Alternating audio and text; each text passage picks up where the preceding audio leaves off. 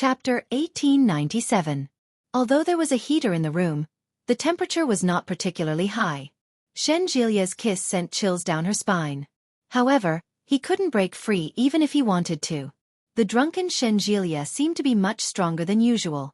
After getting used to the taste in his mouth, it didn't seem that bad anymore. But she was really afraid that he would suddenly vomit and dirty her. She tried to push him away, but Shenjilia's hand seemed to have eyes of its own. Even though his eyes were closed, he was able to firmly grasp her hand. He hooked his leg and pressed it between her legs. Yi Qianqian was so sensitive that she trembled. She simply gave up resisting. She reached out, unbuckled his belt, and tore his shirt open almost roughly. After not seeing him for 4 months, it was impossible for her not to miss him. Perhaps it was because it had been a long time, but Yi Qianqian didn't have a particular need for such things. It was just that at this moment, his body felt a little hot from the teasing. Shenjilia suddenly opened his eyes. His palms pushed her clothes higher, and his movements gradually became gentler. It was only then that Yi Qianqian realized what was going on. What the F***ck? Pretending to be drunk? However, it was too late now. Shenjilia pulled up the blanket and covered the two of them. Yi Qianqian's breathing became more and more erratic. "I missed you." Shenjilia's voice was low, and it carried the sexiness of drunkenness. Yi Qianqian opened her eyes and saw him crawling on top of her. She looked loyal and adorable. She couldn't help but raise her head to kiss him, but Shenjilia kissed her back forcefully. The night was long, but the night was short. Perhaps it was because of the alcohol, but Shenjilia was exceptionally rough this time. Yi Qianqian almost punched him and shouted, "Slow down." Shenjilia chuckled and said slowly, "Don't worry. It won't be too soon." Yi Qianqian replied, "Yeah, you bastard." Yi Qianqian didn't know what time it was when it ended. She drifted off to sleep, only to be woken up again in a daze. Yi Qianqian was shocked. She snapped out of it and exclaimed, "What are you doing?" He wanted to close his legs, but they were immediately pried open. "Don't move. Enjoy it." When he slept, he didn't draw the curtains. When he woke up, the sky was already bright. Yi Qianqian felt that she might fall apart from the torment, but her eyes were blinded by the bright sky. She got up and drew the curtains before climbing back into bed to continue sleeping. However, as soon as he climbed up, he was hugged tightly. Yi Qianqian stiffened and warned, "If you mess with me again, I'll kill you." Shenjilia chuckled and said, "I'm done. I'm going to sleep." Yi Qianqian was infuriated by his laughter. She pushed and kicked him, but that wasn't enough. She bit down on his neck. Shenjilia screamed, "I am murder." Yi Qianqian didn't exert much force. When she heard him scream so miserably, she immediately let go. "Bah! Bah!" Shenjilia hugged her tighter and whispered, "Aren't we going to sleep?" Yi Qianqian kicked him and yelled, "Do you have a death wish?" Shenjilia chuckled. He held her in his arms as he closed his eyes and whispered, "I want a child." Yi Qianqian closed her eyes and opened them again. Chapter 1898. Shenjilia's voice was very low, and he sounded very sleepy. Shenjilia's eyes were half closed, and his breathing was even. She turned her body slightly and hugged his head. She whispered, "Actually, it's not that important whether we get married or not. It's just a certificate. It's no big deal." Shenjilia didn't open his eyes. He silently moved closer and hugged Yi Qianqian tighter. Yi Qianqian continued, "Although we're not married yet, what's the difference between us and those who are married?" "Yes. There's no difference. We'll still be together. We'll still eat and sleep. We'll do whatever married people can do. Getting married isn't just for the sake of making love." Shenjilia raised his head. His straightforwardness made Yi Qianqian blush. "I can also give birth to your child legitimately and let you call my parents mom and dad. Your father and I can call each other father and son. I can also make your home my home and my home your home. From then on, you and I will recognize each other, and the law will bind us together. When that time comes, we will never be able to separate." Shenjilia's long speech made Yi Qianqian burst out laughing. She reached out to caress his face and asked, "Are you afraid that I'll run away with someone else?" "I am afraid." "Don't worry. Yi Qianqian kissed him on the lips. Other than death, nothing can separate us. As he spoke, he raised his left hand. On it was a sparkling diamond ring. We're already married. It's just a formality. Shen Jilia pressed her hand down and held her in place. In a low voice he said, "That's exactly what I want." Yi Qianqian was speechless. Actually, she really wanted it. "Oh, I'm so sleepy." Yi Qianqian changed the topic. "I'll take a nap." "Yes." Shen Jilia calmed down. He hugged her and closed his eyes. She slept all the way until noon. When she woke up, Shen Jilia was in the bathroom taking a shower. Yi Qianqian yawned and picked up her clothes. By the time he finished showering and blow-drying his hair, it was already past 2 in the afternoon. After checking out of the room, Yi Qianqian felt a little guilty at the thought of going back. "How about we don't go back?" They pretended that they hadn't just woken up and had been out for the whole day. Shen Jilia could tell what she was thinking at first glance. He chuckled and said, "Let's go eat first." "All right." Yi Qianqian replied, but she felt like she was floating as she walked. As she supported Shen Jilia, Yi Qianqian was slightly annoyed and said, "There won't be a next time." If this kind of perverted torture happened again, she might really fall apart. Shen Jilia pretended not to hear her. He pulled her into his arms and returned to the spot where he had parked the day before. The two of them found a place to eat, and Shen Jilia took Yi Qianqian out to play. Considering that Yi Qianqian's legs weren't working well the night before, Yi Qianqian took her to play some activities that weren't physically taxing and didn't require her to walk. During that time, Mrs. Shen called him several times, but Shen Jilia brushed it off vaguely. When he got home, it was already past 8 o'clock in the evening. Mrs. Shen and Shen Longyue were sitting on the sofa watching TV. When they saw them, the couple looked at each other but didn't say anything. They pretended not to see them. Yi Qianqian felt extremely awkward and greeted them. "Hello, uncle." "Hello, auntie. You're back. Do you want to eat?" "Nanny," he came up to them and asked. "I left some food for you. Shall I heat it up for you?"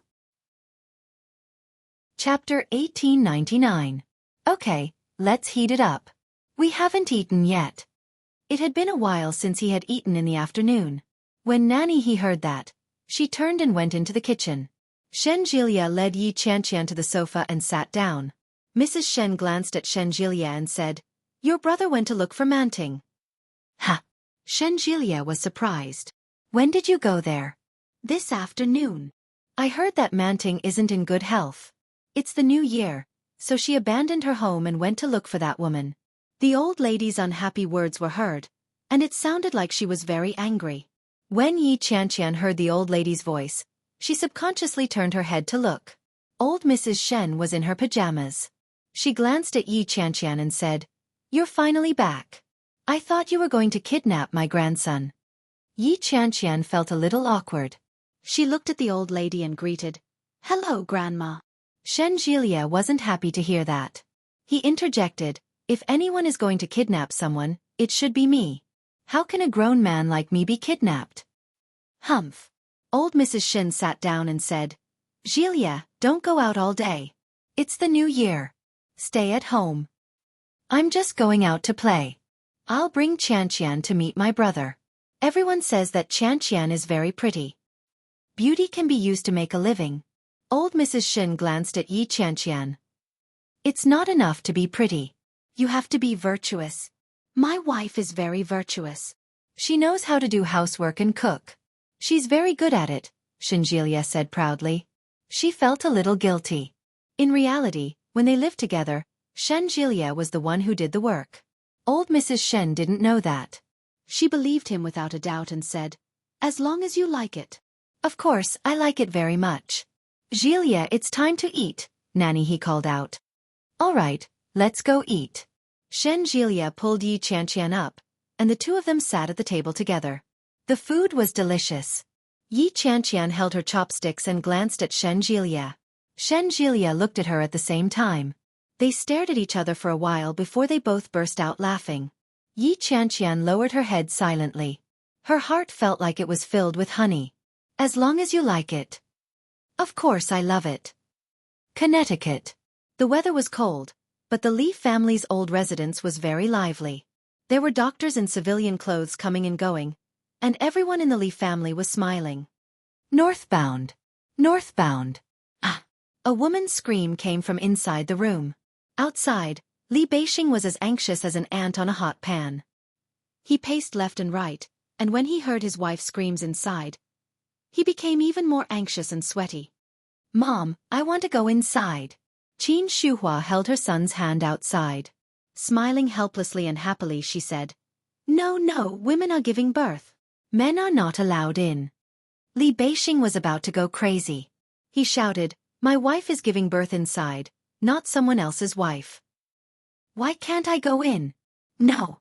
Qin Shuhua was very insistent. She pulled Li Beixing away and said, If a man goes in, it's not good for the pregnant woman.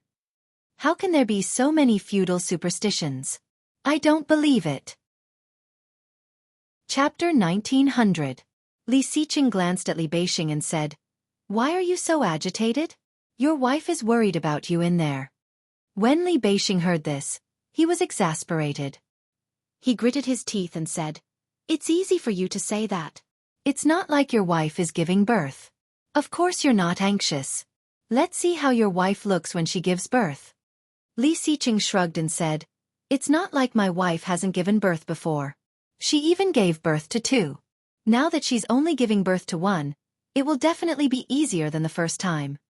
As he spoke, his face was filled with pride. Li Beixing was annoyed when he saw his smug look, so he simply stopped looking at him and sat on the stool that Lu Sa had brought over at the door of the room. Qin Shuhua was still worried. She stood where she was and stared at Li Beixing, afraid that he would slip in if she wasn't careful. Sitting on the sofa, Li Xiqing glanced at her belly. It wasn't big, not even as big as when she was pregnant with Desu and Ursu for more than 7 months. So, it shouldn't be that painful, right? In fact, Li Xiqing was not sure. Arguing with Li Beixing just now was just him being stubborn. Only the heavens knew that this was the first time he was truly witnessing the birth of his own child. Desu and Ursu had grown up, and Li Xiqing owed them 4 years. As for this child, he had to take good care of him until he grew up. When Li Jinnan saw how focused Li Xiqing was, he called out, Second brother. Yes. Li Xiqing looked up. Nervous? Li Xiqing pursed his lips and said, No. But why do you look so nervous? Li Jinnan teased. What's there to be afraid of? It's not the first time second sister-in-law has given birth. Glancing at him, Li Xiqing decided not to talk. Su Qianxi also felt his nervousness. She reached out and gently comforted the back of his hand, saying, It's okay. Giving birth is actually not very painful. After all, Su Qianxi had a difficult delivery last time. After the natural birth failed, anesthetics were applied and the child was cut out. It was very painful, but she could not remember exactly how painful it was. F***CK. Li Beixing suddenly shouted, What kind of stupid rule is this? You can't go to the hospital during the new year, and you can't go to the hospital when you're giving birth. What's the point of having a hospital then? Both Qin Shuhua and Lu Sa laughed at his words. Lu Sa said, Young people just can't keep their cool. Young mistress is doing fine now. The doctors have prepared all the equipment. When we gave birth, it was really miserable. We couldn't go to the hospital all year round, and the equipment wasn't as advanced as it is now. Think about how much we suffered. That's right. When your mother gave birth, she hired a midwife at home. Qin Shuhua was a bit angry, but she was also looking forward to it. She said, I don't know if Manyu's child is a boy or a girl. It would be great if it's a girl. In your dreams. Old Master Li slowly walked out of the room with the help of his walking stick. It has always been difficult for the Li family to have a daughter. It's not like you don't know that. It had always been like this. In Li Xiqing's generation, Li Weiya was the only woman in the Li family. Later, Su Qianxi's belly worked hard and gave birth to a pair of twins, a girl. At this moment, the one in Qiu Manyu's belly was probably Xian. Chapter 1901. Old Master Li's words made everyone laugh. Yi Yuyu came up and helped Old Master Li to sit on the sofa. Old Master Li snorted and said, What are you laughing at? Am I right? Old Master Li's back was hunched, and his silver hair was loose. The wrinkles and age spots on his face were obvious. He slowly walked to the sofa and said, "In the past, there were midwives who worked on their own. Now, when people want to deliver a baby, they have to go to a hospital to hire a midwife. Oh no, the name is much more elegant now. People call them obstetricians and gynecologists." "Grandpa, have some tea." Su Qianxi handed a cup of tea to Old Master Li and couldn't help but laugh. The doctor is still inside. He won't be happy if he hears this. How can he not be happy? Old Master Li took the tea. He can earn extra money during the new year. He must be very happy. But Qianqian, why didn't the children come? The children are at home. Daisu brought his friend over for the new year. Nanny Rong has nothing to do at home this year, so I asked her to take care of the children for me. We will go back to our hometown for the new year tomorrow. Su Qianxi sat next to Li Xiqing and spoke of the children with a gentle smile on her face. Old Master Li heard that and nodded. That's great. It's great that the children are so obedient. I was afraid that you wouldn't be able to take care of the 3 children by yourself. But is Daisu's friend the little guy who came from the capital last time? Yes, his name is Chu. Well, his full name is Yu Chulin, right? It sounds quite nice. Old Master Li nodded. Qianqian's child, whether it's a boy or a girl, has been named Li Moyun. Grandpa, what about me? Li Jinan leaned over. This is my first child. Grandpa, please help me name him. Humph, I'll help you. What should he be called? I don't know. Li Jinan had left the name for Old Master Li, so he didn't even think about it. I've already named the eldest. If it's a boy, he'll be called Li Yuanhang. If it's a girl, she'll be called Li Qinhuan. Sounds good. Li Jinan quickly flattered. What about mine? With a look of disgust, Old Master Li reached out and pushed his face, saying, Don't worry about it. I'll think about it slowly. Li Xiqing smiled and said, Grandpa, I bought some bacon for you. I'll ask Mom to make some for you later. I don't have any teeth. I can't eat any more. Old Master Li snorted and turned his head away. Why don't you get me something soft to eat? It's specially processed, so it's not hard. Su Qianxi interrupted. I've tasted it.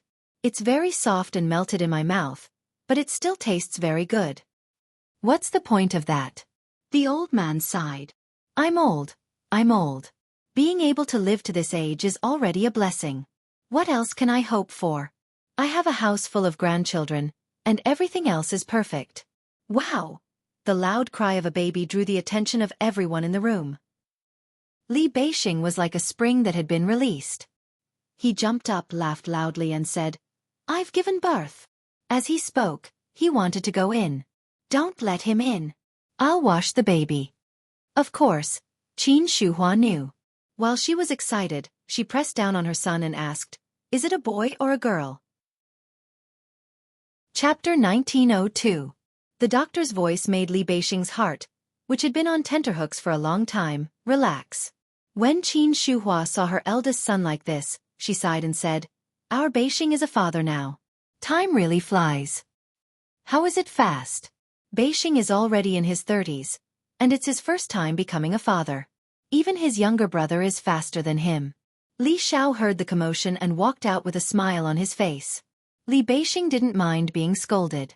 He stood at the door and waited for the person inside to open the door. Finally, the doctor came out in a short while. The baby was wrapped very well. His eyes were closed, and his lips were pursed. His tiny body was covered in a layer of red. When Qin Shuhua saw the chubby baby, she was overjoyed. She took him from him and hugged him in her arms. She said happily, You've finally given birth. Hey, let Grandma give you a hug. When Li Beixing saw his son, he smiled contentedly and immediately slipped inside. When everyone saw Li Beixing's actions, they couldn't help but laugh. Qiu Manyu was exhausted inside. It was winter, but her body was covered in a layer of sweat. A nurse was cleaning Qiu Manyu under a thick quilt. When she saw Li Beixing enter, she exclaimed, Why did you come in? Li Beixing didn't care. He went forward to look at his wife. Qiu Manyu's usually pretty face was pale. Li Beixing's heart ached as he said, It's been hard on you. Qiu Manyu opened her eyes and groaned weakly. Treat me better in the future. Definitely. Both Su Qianxi and Yi Yuyu were pregnant. The three brothers and sisters-in-law had all taken turns to give birth. The news had spread throughout the neighborhood. Qin Shuhua carried the chubby baby over to the sofa and said, "He looks really good. He looks just like our Beixing." This was the first time Yi Yuyu had seen a newborn. She leaned over to take a look and didn't know what to say. "Does he look good?" When Su Qianxi saw Yi Yuyu's expression, she knew what was going on. She chuckled and said, "Babies are all wrinkled when they're born. They'll look better when they're all grown up. He looks like an old man." Li Jinnan didn't mince his words. He took a look and asked, "Is big brother coaxing sister-in-law inside?" "Humph, of course we have to coax her during childbirth." Qin Shuhua played with her grandson without looking up. When Qianqian gave birth to Daisu and Ersu, Xicheng was not by her side. At that time, Qianqian stayed in the hospital for half a month before she was discharged. She did not have a man by her side. "This time, you have to make it up to Qianqian." Qin Shuhua glared at him.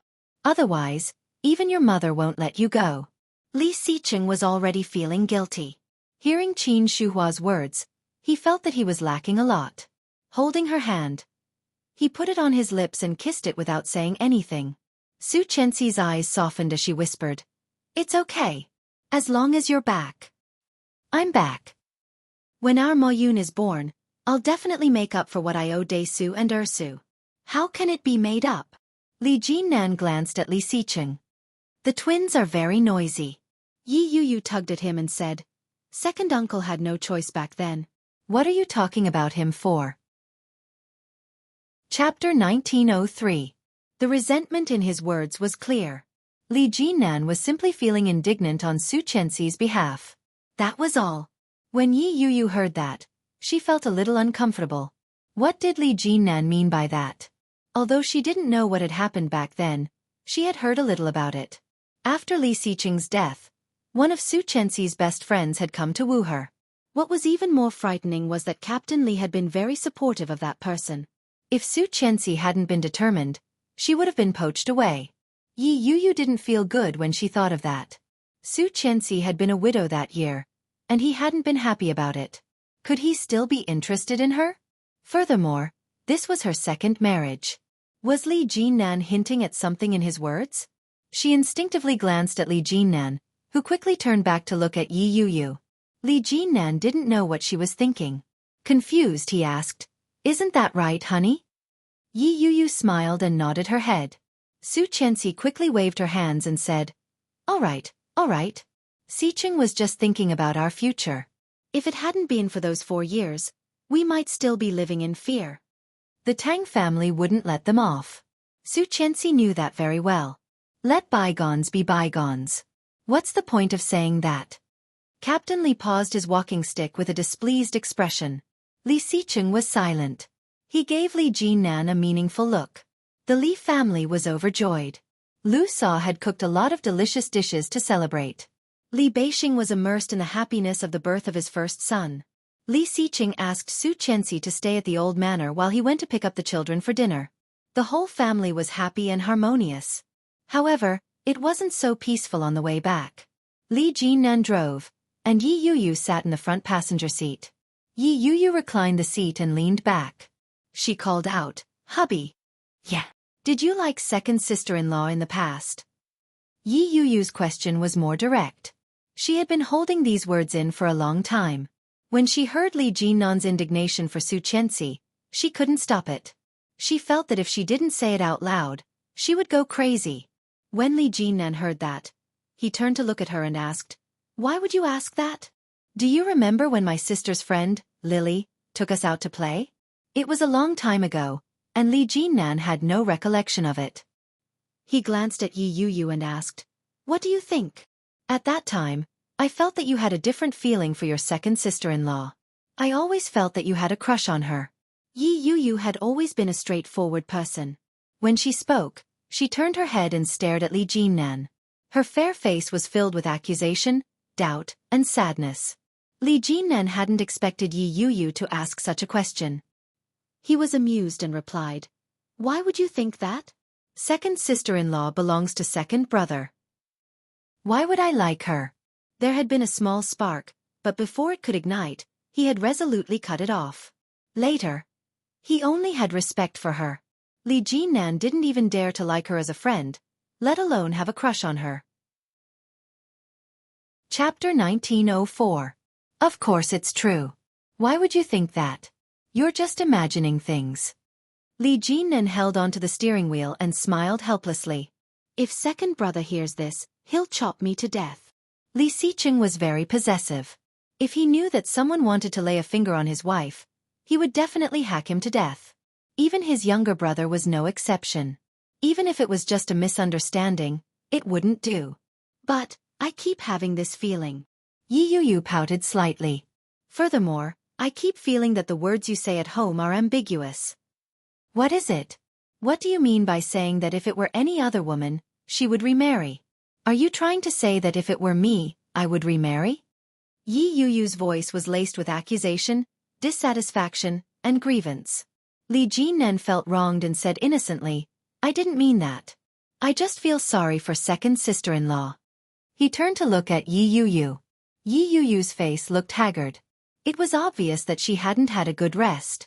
Li Jinnan sighed softly and said, Honey, don't let your imagination run wild. I only love you, and you are the only one I have ever loved. There has never been anyone else. Yi Yu's expression softened when she heard that. However, there was still sadness in his eyes. Li Jinnan looked at Yi Yu and continued. Back then, second sister-in-law managed second brother's company all by herself. It wasn't easy. When she was pregnant, she had to stay up late to look at the proposals and give her suggestions.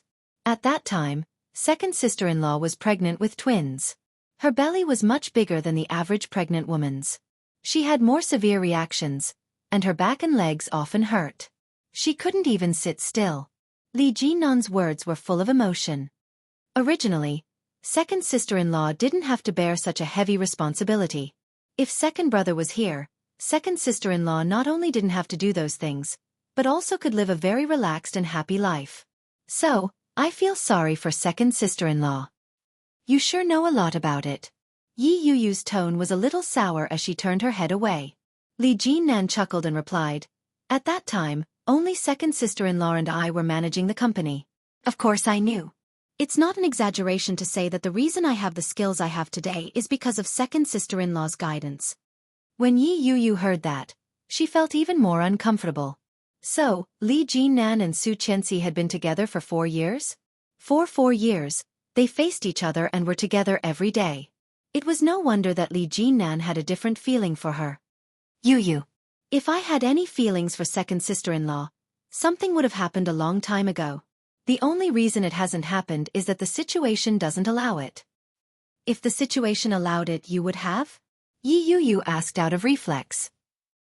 As soon as the words left her mouth, she realized that something was amiss. Yi Yu secretly clicked her tongue in frustration. Li Jinnan glanced at her and replied, There won't be such a time. Once she's second sister-in-law, she'll always be second sister-in-law.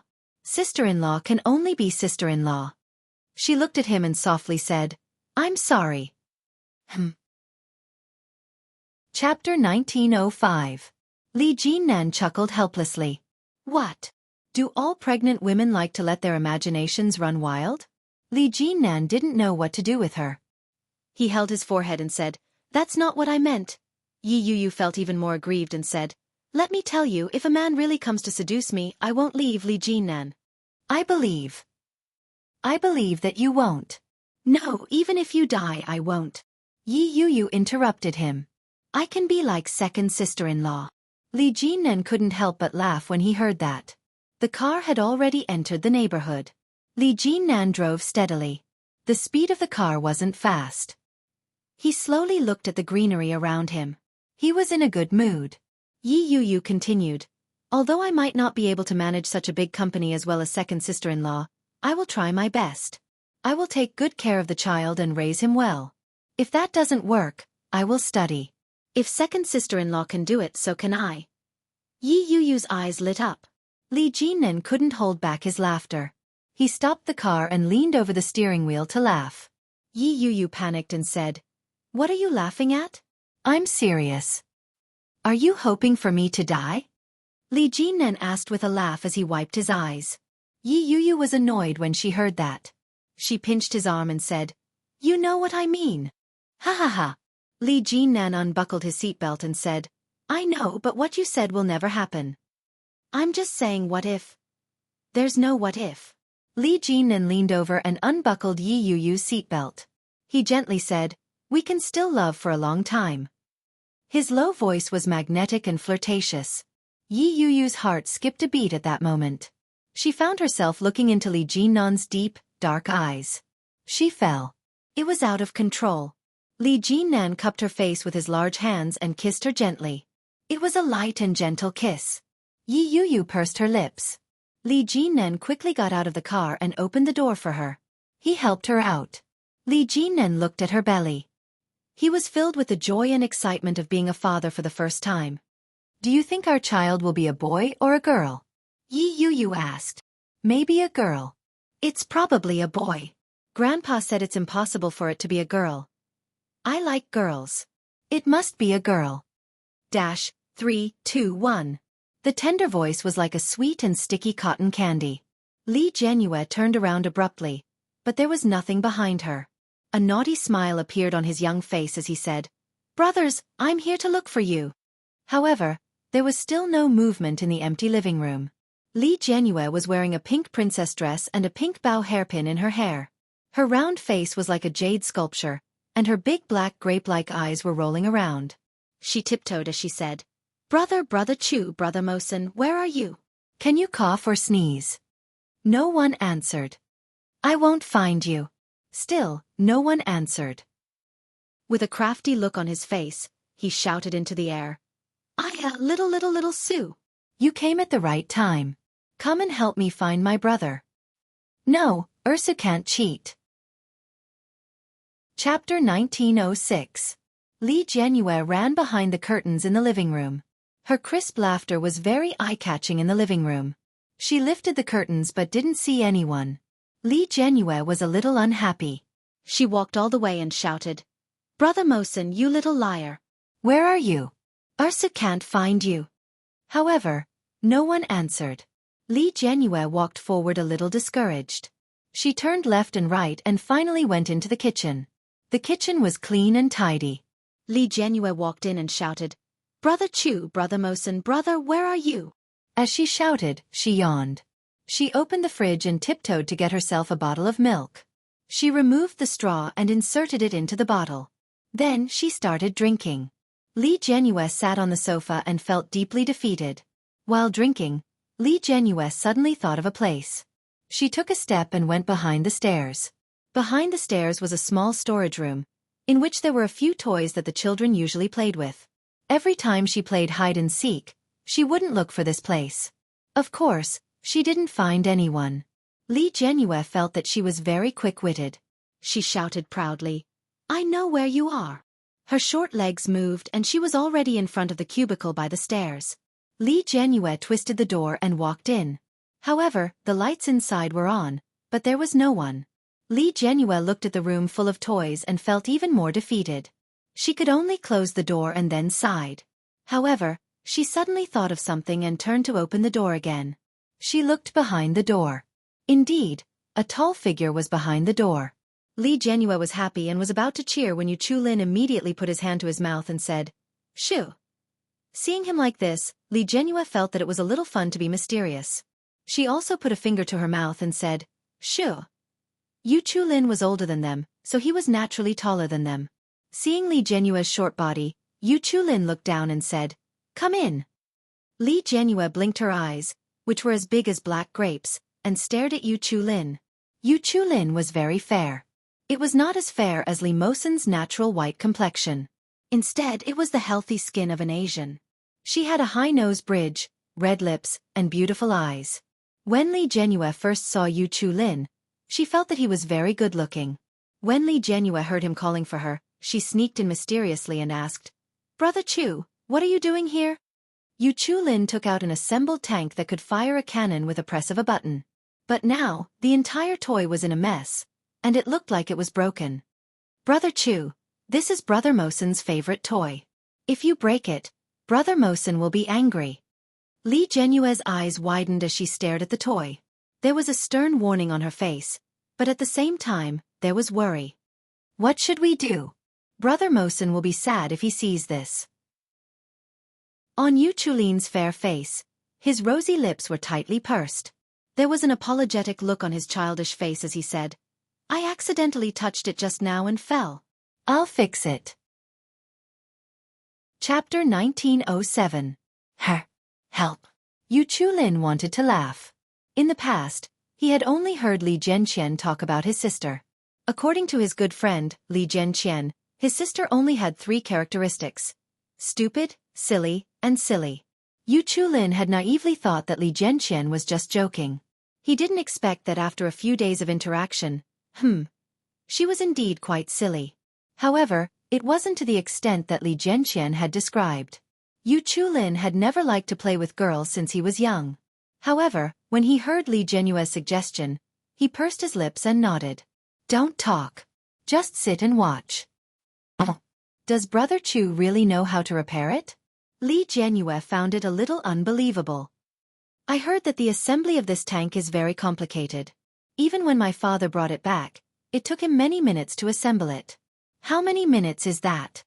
How many minutes? Li Jianyue couldn't tell. When she heard the question, she blushed and said, just many minutes. Yu Chulin laughed and sat down cross-legged again. Li Jianyue blinked her eyes at the way he was concentrating on his task. Brother Chu, your eyelashes are so long. Chu was indifferent. He stared at the thing in his hand and frowned slightly. Brother Chu, I've caught you. You'll be the ghost next. Okay. Wait for me, Yu Chulin replied. He seemed a little troubled. Brother Chu, how did you know to hide here? Did my brother teach you that? Li Jianyue felt that it was very smart to think of hiding here. What was even more smart was that she actually thought of such a place to hide. She felt that she was even smarter. Yu Chulin responded calmly and stared at the tank in his hand. I knew it. Brother Chu, isn't my brother amazing? The adults say that my brother's grades are excellent. They say that my brother is very smart and can skip a grade next year. Li Jianyue rested her chin on her hand as she watched Yu Chulin's busy hands. She pouted and said, if only I could be as good as my brothers. I want the adults to praise me too. Brother Chu, do you feel happy when you're praised by the adults? Yu Chulin was speechless. Yu Chulin furrowed his eyebrows and looked up at her.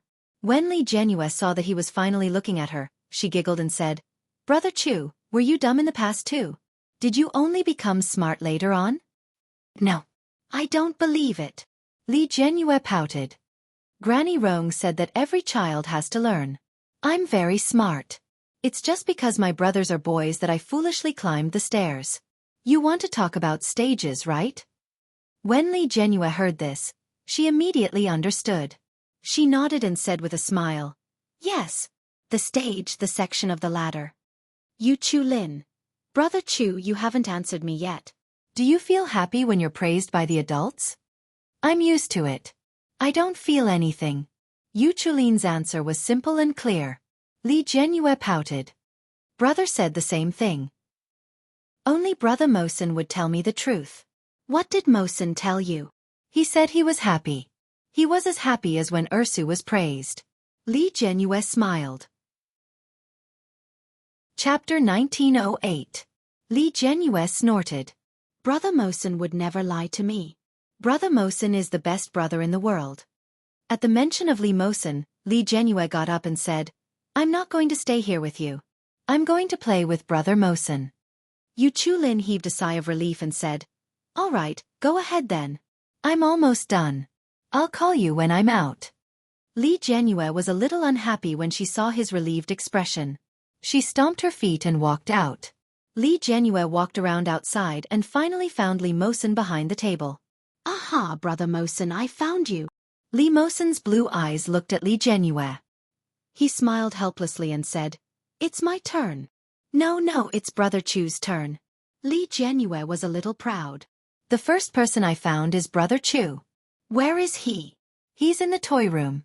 He's fixing something. There was a flash of surprise in Li Mosen's clear and pure eyes. Why? Li Jianyue realized that she seemed to have spilled the beans and immediately covered her mouth. Let's go take a look. Li Mosen took Li Genue's hand and went to the toy room. Yu Chulin had just finished repairing the toy. He heaved a huge sigh of relief after he carefully placed it back in its original position. As soon as he walked out of the door, he saw Li Genue and Li Mosen. Yu Chulin frowned. He was a little unhappy and said, "Didn't I say that I'll fix it? I'll apologize to Mosen after I fix it." Yu Chulin's tone was a little fierce. Li Genue shrank her neck in grievance and said, "I know. Why are you so fierce?" Li Mosen was unhappy. "Ursu only said that you were repairing something here. What did you break just now?" "I'm sorry." Yu Chulin looked at Li Mosen and said, "I accidentally knocked over your toy, but I fixed it now. I'll get it for you." "What is it?" "The tank," Li Genue exclaimed. "Brother Chu is amazing. He actually fixed the tank." His small face was full of worship. When Li Mosen saw this, he felt a little uncomfortable and said, "Ursu, I know how to repair it too." Li Genue giggled and said, "But I'm not as good as Daddy. Daddy is much better." The corners of Yu Chulin's lips curled up slightly. Then, he turned around and retrieved the small tank that he had painstakingly repaired. Li Mosen took a look. Little tank's body was painted black, and there was a patch where some of the paint had clearly fallen off. Feeling a little heartache, he said, "It's broken." Yu Chulin looked over. It was true. With an apologetic look on his face, he said, "I'm really sorry. I didn't do it on purpose. I've already fixed it, so it shouldn't affect your use. However, if you still mind, I can buy an identical one for you and install it for you." Li Mosen stared at the small tank in his hand and felt uncomfortable. "There's no need," Li Genue said. "Brother Mosen isn't petty. You've already apologized. Brother Mosen is the most generous. He'll definitely forgive you. Am I right, Brother Mosen?" Chapter 1909. A Sleepless Night. Yi Qianqian slept in the guest room and felt her body aching. The intensity from last night had not completely dissipated today. Tomorrow was New Year's Eve. As the new year approached, Yi Qianqian felt nervous. Her heart was beating so fast that she couldn't fall asleep no matter how hard she tossed and turned. Suddenly, the phone on the bedside table vibrated. It was a WeChat message. "Shen Jilia. Are you asleep?" Yi Qianqian glanced at the time. It was already past 1 in the morning. Picking it up, he let out a long sigh and replied, "No. Shen Jilia. I'm coming for you." Yi Qianqian's heart skipped a beat. She felt that something was wrong. Just as she was about to text Shen Jilia not to come, she heard a knock on the door. When Yi Qianqian heard the knock on the door, a look of reluctance crossed her face. Shen Jilia lay on the bed, pretending to be a corpse. Very quickly, he began to knock again. Resigned to her fate, Yi Qianqian stood up and opened the door. Shen Jilia was only wearing a set of long-sleeved pajamas. When he saw Yi Qianqian, he smiled brightly. He walked up and put his arm around Yi Qianqian's waist. "I can't sleep," he said. Yi Qianqian was shocked and instinctively looked behind Shen Jilia. Behind him, there was nothing. She breathed a sigh of relief. That's right, it's already past 1 o'clock in the morning. How could there still be anyone around? She closed the door and turned around. Before she could take a good look at Shen Jilia, he had already picked her up. He turned around and pressed her down onto the bed. Yi Qianqian exclaimed. Shen Jilia pressed her down and whispered, "I'll sleep with you." Yi Qianqian struggled for a moment and said, "This bed is so small. It'll be too cramped for 2 people. Why don't you come to my place?" Shen Jilia got up and gazed at her with his amber eyes. "Let's go. Let's sleep together. It'll be easier to sleep." "No." Yi Qianqian objected. "It wouldn't be good if Grandma saw it. She might even be criticized." She didn't want it. Shen Jilia laid on top of her like a corpse and said, "Let's sleep like this then. It'll save space to sleep on top of each other." With a look of disdain, Yi Qianqian said, "Go away. Don't you know how heavy you are?" Shen Jilia chuckled. He hugged her and narrowed his eyes as he said, "Qianqian, what are you doing?" Yi Qianqian looked over with rapt attention. Shen Jilia snuggled up to her and whispered, "What should I do?" "I want you." Yi Qianqian blushed and said, Are you crazy? This is your house. Shen Jilia didn't care. He reached out and caressed her body, which was only wearing a thin nightgown. Yi Qianqian pressed his hand down and said, "If you continue to do this, I'll get angry." Shen Jilia didn't act rashly. He lay down flat and said, "I can't sleep. I slept too long during the day." "Well, it's New Year's Eve tomorrow." Yi Qianqian turned to look at him, and Shen Jilia turned to look at her as well. When their eyes met, Yi Qianqian felt an indescribable sense of satisfaction in her heart. Shen Jilia chuckled and said, "There's an event tomorrow. Someone will be coming to look for Grandma. They're all elders, so don't be nervous. Just go through it with a calm heart." "Why are you looking for Grandma?" "I don't know. They come every year." "Aren't guests usually on the second day of the new year? Isn't that a little too early?" Yi Qianqian found it a little strange. Wasn't New Year's Eve usually a day for family reunions? This old lady was really different from ordinary people. Chapter 19:10. Will Grandma's friend be as difficult to deal with as Grandma? "Don't worry." Shen Jilia laughed and looked at Yi Qianqian. He seemed to be comforting her, but at the same time, he gloated and said, "They won't be more difficult to deal with than our old lady." When Yi Qianqian heard that, she didn't know whether to laugh or cry. She sighed and said, "It's so difficult." "Ha!" Shen Jilia looked up at her. "I have a feeling that God doesn't like me, and that's why he wants to torture me like this." "Don't think that way." Shen Jilia looked up at Yi Qianqian and said seriously, "What if God thinks you're easy to bully?" Yi Qianqian glared at him and extended her leg to give him a kick. Shen Jilia laughed and hugged her. "Let's go to sleep. I'm sleepy. Go back to your place. It'll be ugly if your parents see you." "Not good." "What are you afraid of?" Shen Jilia snuggled into her arms and said, "You've already come home with me for the new year. The elders already know what it means. They won't be bothered by it." Although that was what she said, Yi Qianqian still felt a little strange. Looking at Shen Jilia, Yi Qianqian subconsciously turned her head and looked around the room. Could it be that there were surveillance cameras? Otherwise, why would old Mrs. Shen knock on their door at such a coincidental time? Shen Jilia glanced at her and reached out to turn her face back. He said, "Don't let your imagination run wild. Grandma wouldn't do anything perverted." Yi Qianqian blushed and pushed him away. "I didn't even say anything. How did you know what I was thinking?" "Humph. Don't I know you?" This woman was sensitive and prone to overthinking things. "You're just like a child. I only imagine all kinds of imaginary things after something happens when I'm young. You're so old, yet you still can't stop. You're the old one." Yi Qianqian spat. "How am I old?" Shen Jilia was silent for a moment. He looked at the mound on Yi Qianqian's chest and said, "You're not big." Yi Qianqian was even more annoyed. She pinched his waist and pushed him away. "Get lost." Shen Jilia almost fell off the bed. He hurriedly pulled her back.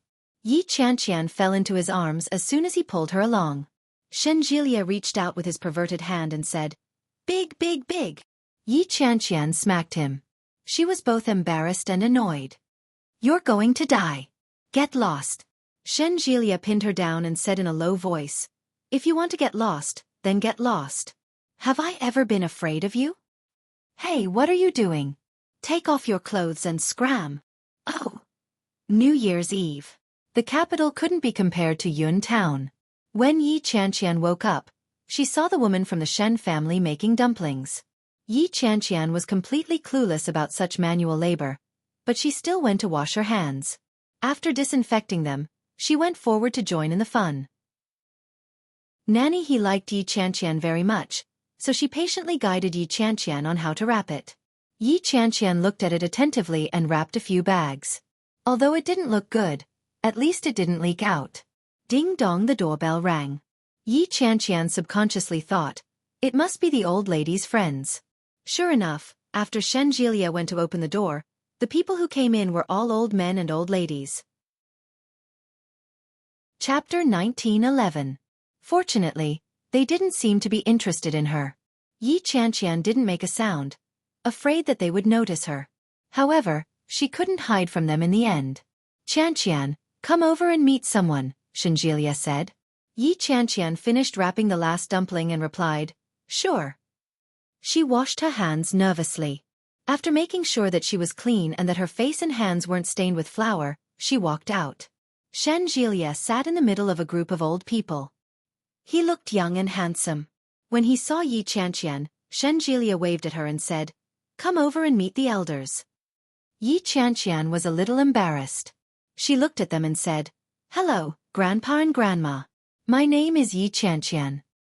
She's my girlfriend. The old people looked at Yi Qianqian and then turned to look at each other. They seemed to be speaking in a dialect, but Yi Qianqian felt a little more at ease when she saw their eyes. They didn't seem to be particularly dissatisfied with her. Come over here. Shenjilia waved at Yi Qianqian. Yi Qianqian walked over to Shenjilia and sat down. Shenjilia introduced them and said, this is Grandpa Wang Yu. Hello, Grandpa Wang Yu. This is Grandma Dongfeng. Dongfeng? Yi Qianqian rarely saw people with multiple surnames. She couldn't help but take a second look and obediently greeted, hello, Grandma Dongfeng. This is Grandpa Nanfeng. She recognized them one by one. In fact, Yi Qianqian felt that they all looked similar and didn't remember a single one of them. The smiles on their faces were quite amiable, but for some reason, Yi Qianqian's hair stood on end when they stared at her. It was lunchtime, and all the grandparents ate. Nanny he had woken up early to make dumplings. Yi Qianqian helped entertain the guests. Later, the guests followed old Mrs. Shen to the study to chat. It wasn't until 3 in the afternoon that the guests were sent off. An old woman with white hair in a bun held Yi Qianqian's hand before she left. She smiled warmly and said, good girl. Yi Qianqian was stunned. She didn't understand what she meant. She smiled, but before she could say anything, the old woman let go of her hand and left with her old companions. After Yi Qianqian and Shenjilia saw the guests off, Shenjilia turned to look at her. Shenjilia's eyes seemed to carry a strange scrutinizing look. Yi Qianqian felt strange all over. She waved her hand and said, what are you doing? Grandma Dongfeng actually likes you very much.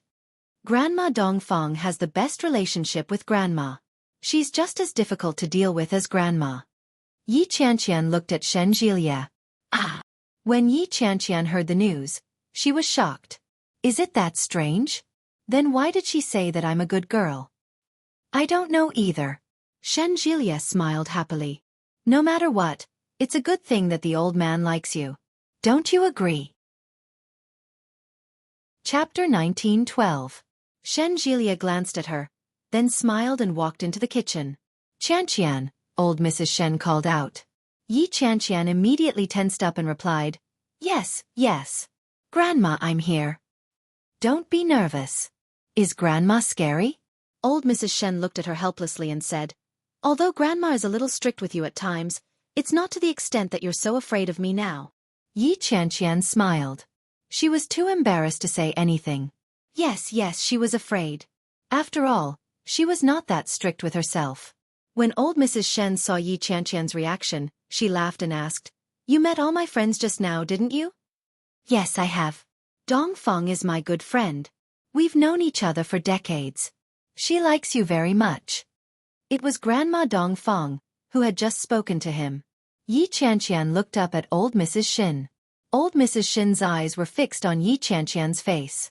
She nodded her head and said, you're not bad looking. You have good physiognomy. I liked you a lot when I first met you.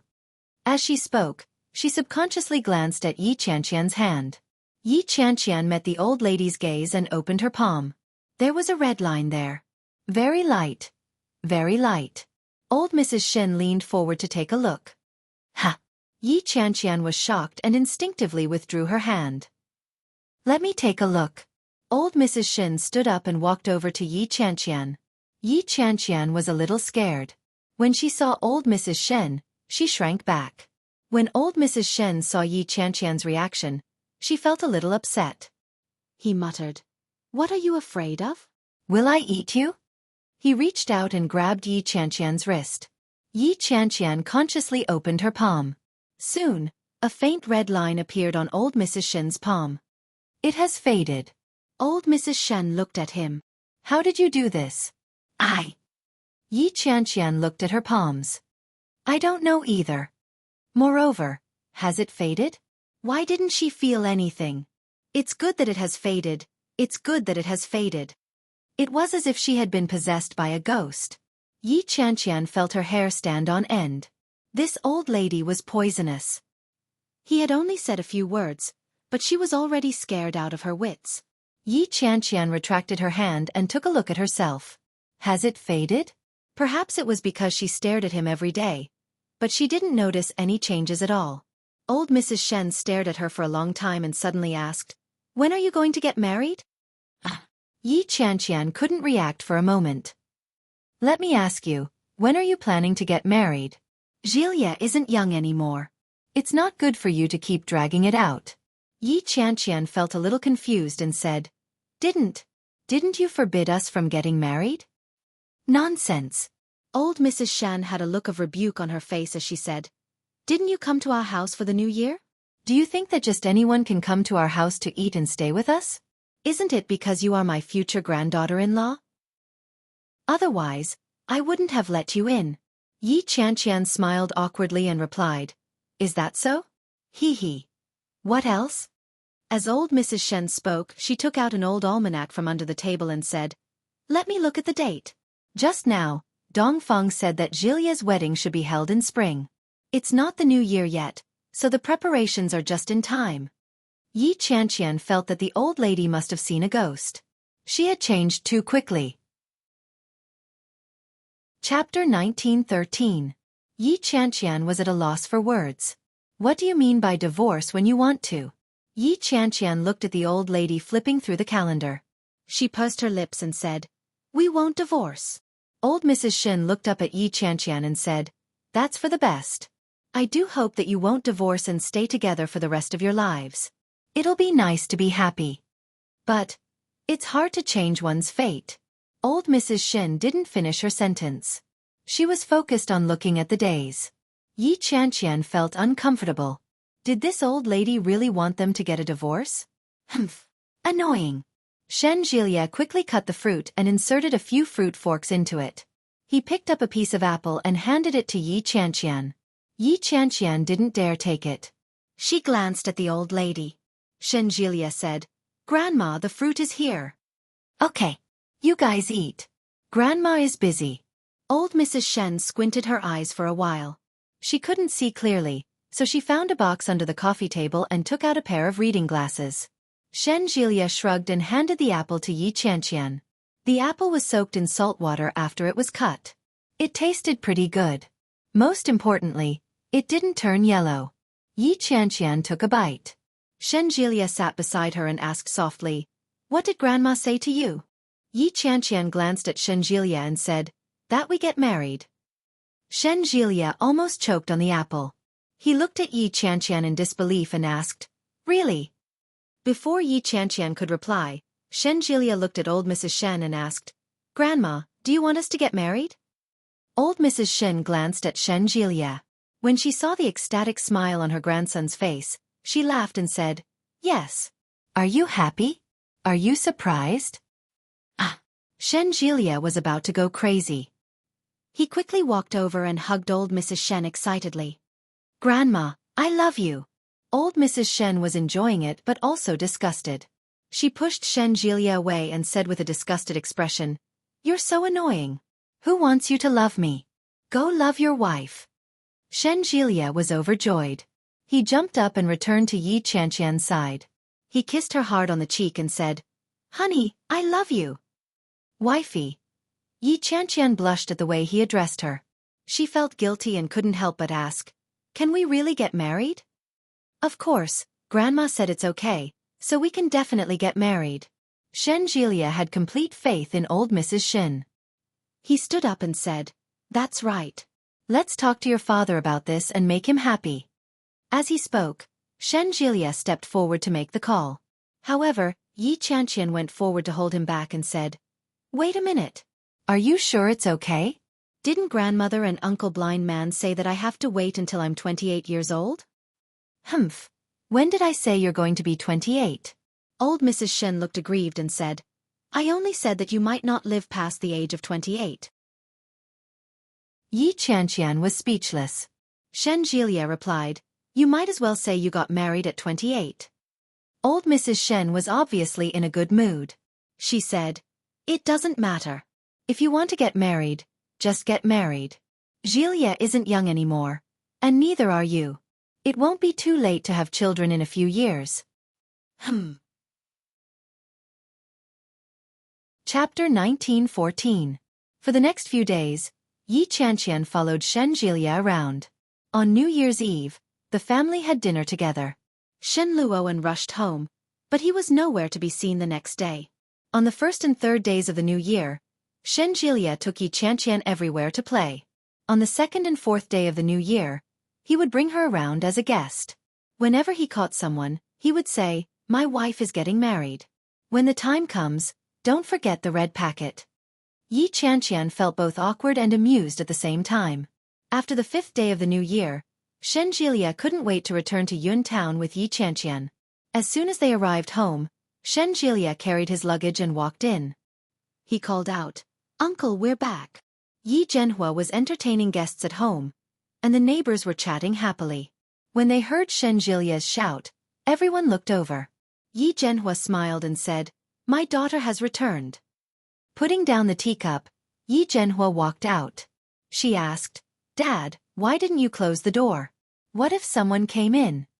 Shen Jilia walked into the house. Then, he entered the living room and saw his uncles. Yi Qianqian introduced them one by one before pulling Shen Jilia over and introducing him to them. "This is my boyfriend. His name is Shen Jilia. You can just call him Xiao Shen." "Oh, Shen. Qianqian has grown up and has a boyfriend. He's so handsome. Qianqian is also a great beauty. It's only right for her to have a handsome boyfriend." The uncles spoke in a dialect. Yi Qianqian smiled as she listened to them. She took her luggage and returned to her room. Yi Zhenhua poured a cup of tea for Shen Jilia and asked, "Why are you back so soon? I thought you weren't coming back." Shen Jilia smiled sheepishly and said, "Qianqian will be going back to work in a few days, so I thought I'd come back to play for a few days and visit you." As he spoke, he suddenly thought of something and said, "My father asked me to bring you something. I'll bring it over for you." Shen Longyue was unable to come. There were many things to do before and after the new year. Therefore, he had specially asked Shen Jilia to bring some cigarettes and alcohol. He also bought an antique thumb ring. Yi Zhenhua was not interested in cigarettes and alcohol, but he was interested in the thumb ring. He took it and examined it, saying, "It's really beautiful. This jade is not cheap." Yi Zhenhua was smoking a cigarette. He took it out and put it out. "Why are you being so polite? We'll be a family sooner or later. I haven't even paid a visit yet." He nodded his head and said, "Sooner or later we'll be family. By the way, Uncle, I'm here to tell you that Qianqian and I are getting married." Yi Zhenhua chuckled. "Didn't you tell me before?" Shen Jilia exclaimed in surprise and asked, "Did she say that? Why don't I remember?" "Yes, he told me a few days ago. He told me again yesterday and again today. This is the third time." Yi Zhenhua smiled and shook his head. "Are young people so stupid?" Shen Jilia was a little embarrassed. He looked at the other uncles and asked, "Uncle, how should I address them?" "This is sixth great uncle, this is..." He introduced them one by one, but communication was a little difficult. Few of the older generation were fluent in Mandarin. Most of them spoke half-heartedly. Shen Jilia watched them speak. They were basically guessing and guessing. Fortunately, he could still guess a little. Chapter 1915. After sending the group of uncles off, Shen Jilia stood up to see the guests out. After sending the guests off, Yi Zhenhua changed the tea leaves and boiled a pot of water. When he saw Shen Jilia enter, he waved at him. "Uncle."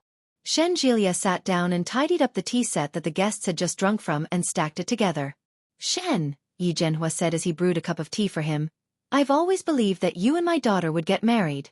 I always felt that it was only a matter of time." Shen Jilia felt the same way. When he heard that, he looked at Yi Zhenhua seriously and said, "Uncle, I think you're very wise. I'll definitely be responsible for Qianqian." Ever since he got together with Yi Qianqian, he had not only received her first time, He had also received her entire life.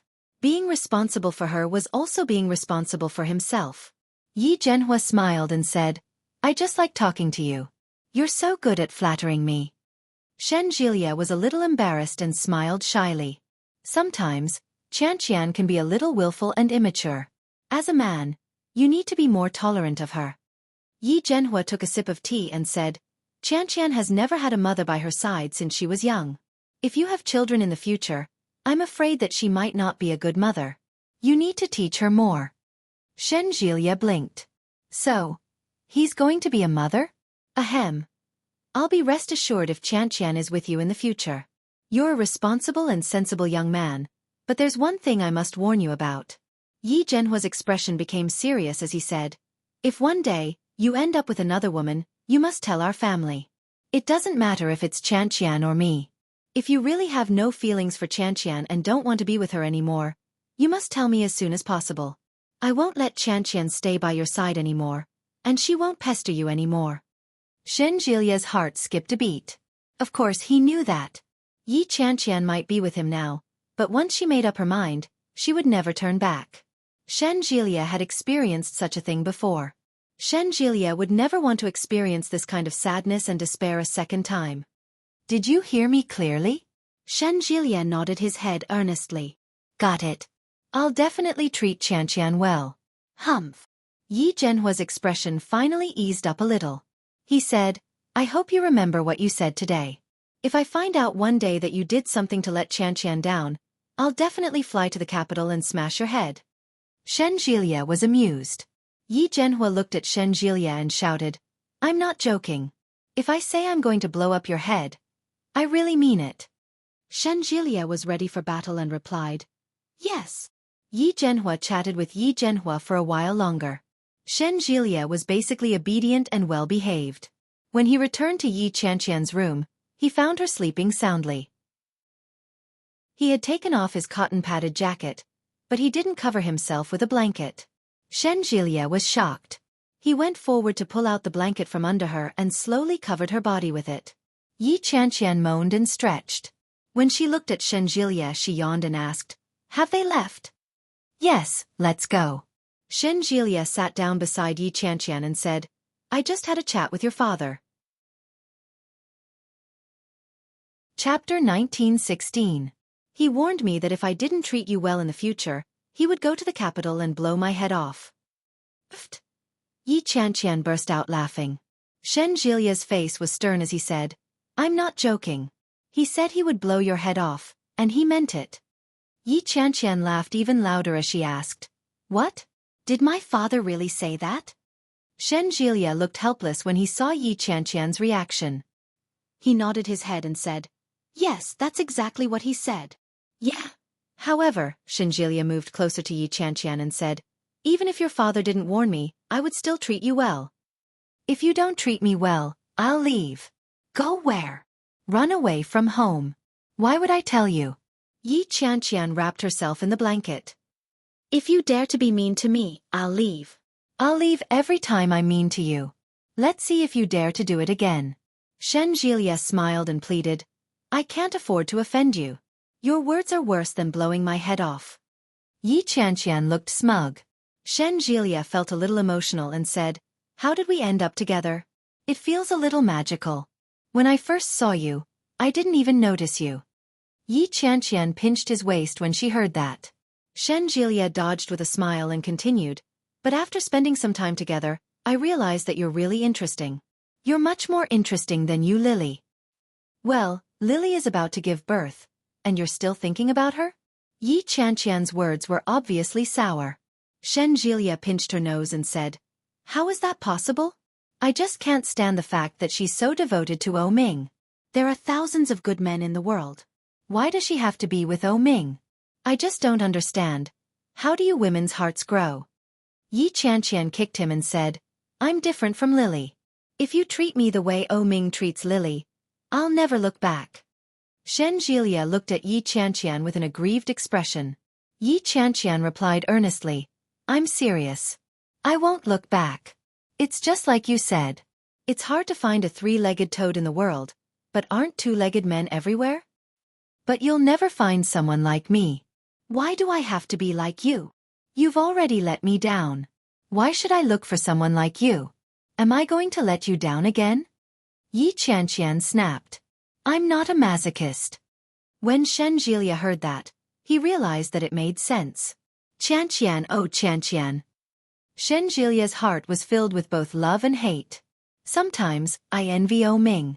He's such a jerk and such a wretch. How could he have a silly girl like you Lily waiting for him? Maybe he's rich and handsome? I'm also rich and handsome. Shen Jilia was indignant. But you're not as rich and handsome as he is. Yi Qianqian replied matter-of-factly. Shen Jilia felt as if his heart had been pierced with 1,000 holes. He weakly retorted, I'm a good man. That's indeed better than him. Don't worry. I won't let you down. Shen Jilia hugged her and said, if you really run away, I'll really cry. Yi Qianqian leaned on his shoulder and smiled. She looked up at Shen Jilia. Sometimes, she couldn't figure it out. His face was so handsome that it was eye-catching. Chapter 1917. However, Yi Qianqian wasn't the only one who couldn't figure it out. She wouldn't be able to figure it out for a long time to come. For the past few days, Yi Qianqian hadn't had a good night's sleep. After chatting with Shen Jilia for a while, she drifted off to sleep. In the evening, Shen Jilia woke her up for dinner. When she was brushing her teeth and washing her face, she realized that there was a dazzling array of dishes outside. They were all her favorite dishes. After a hearty meal, Yi Zhenhua suddenly had the idea to take them hiking. Cloud Town was not big. There was a famous mountain that the people in the town called Spiritual Mountain.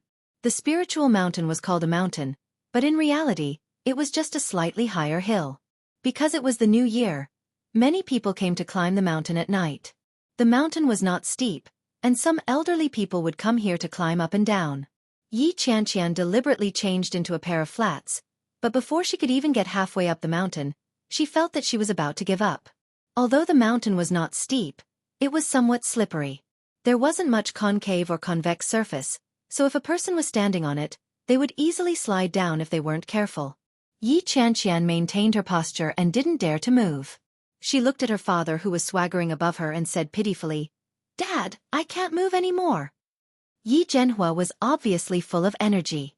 He turned to look at Yi Qianqian and said with a smile, You're a young lady, yet you're losing to an old man like me. Hurry up and come up. Bool ****. How are you old?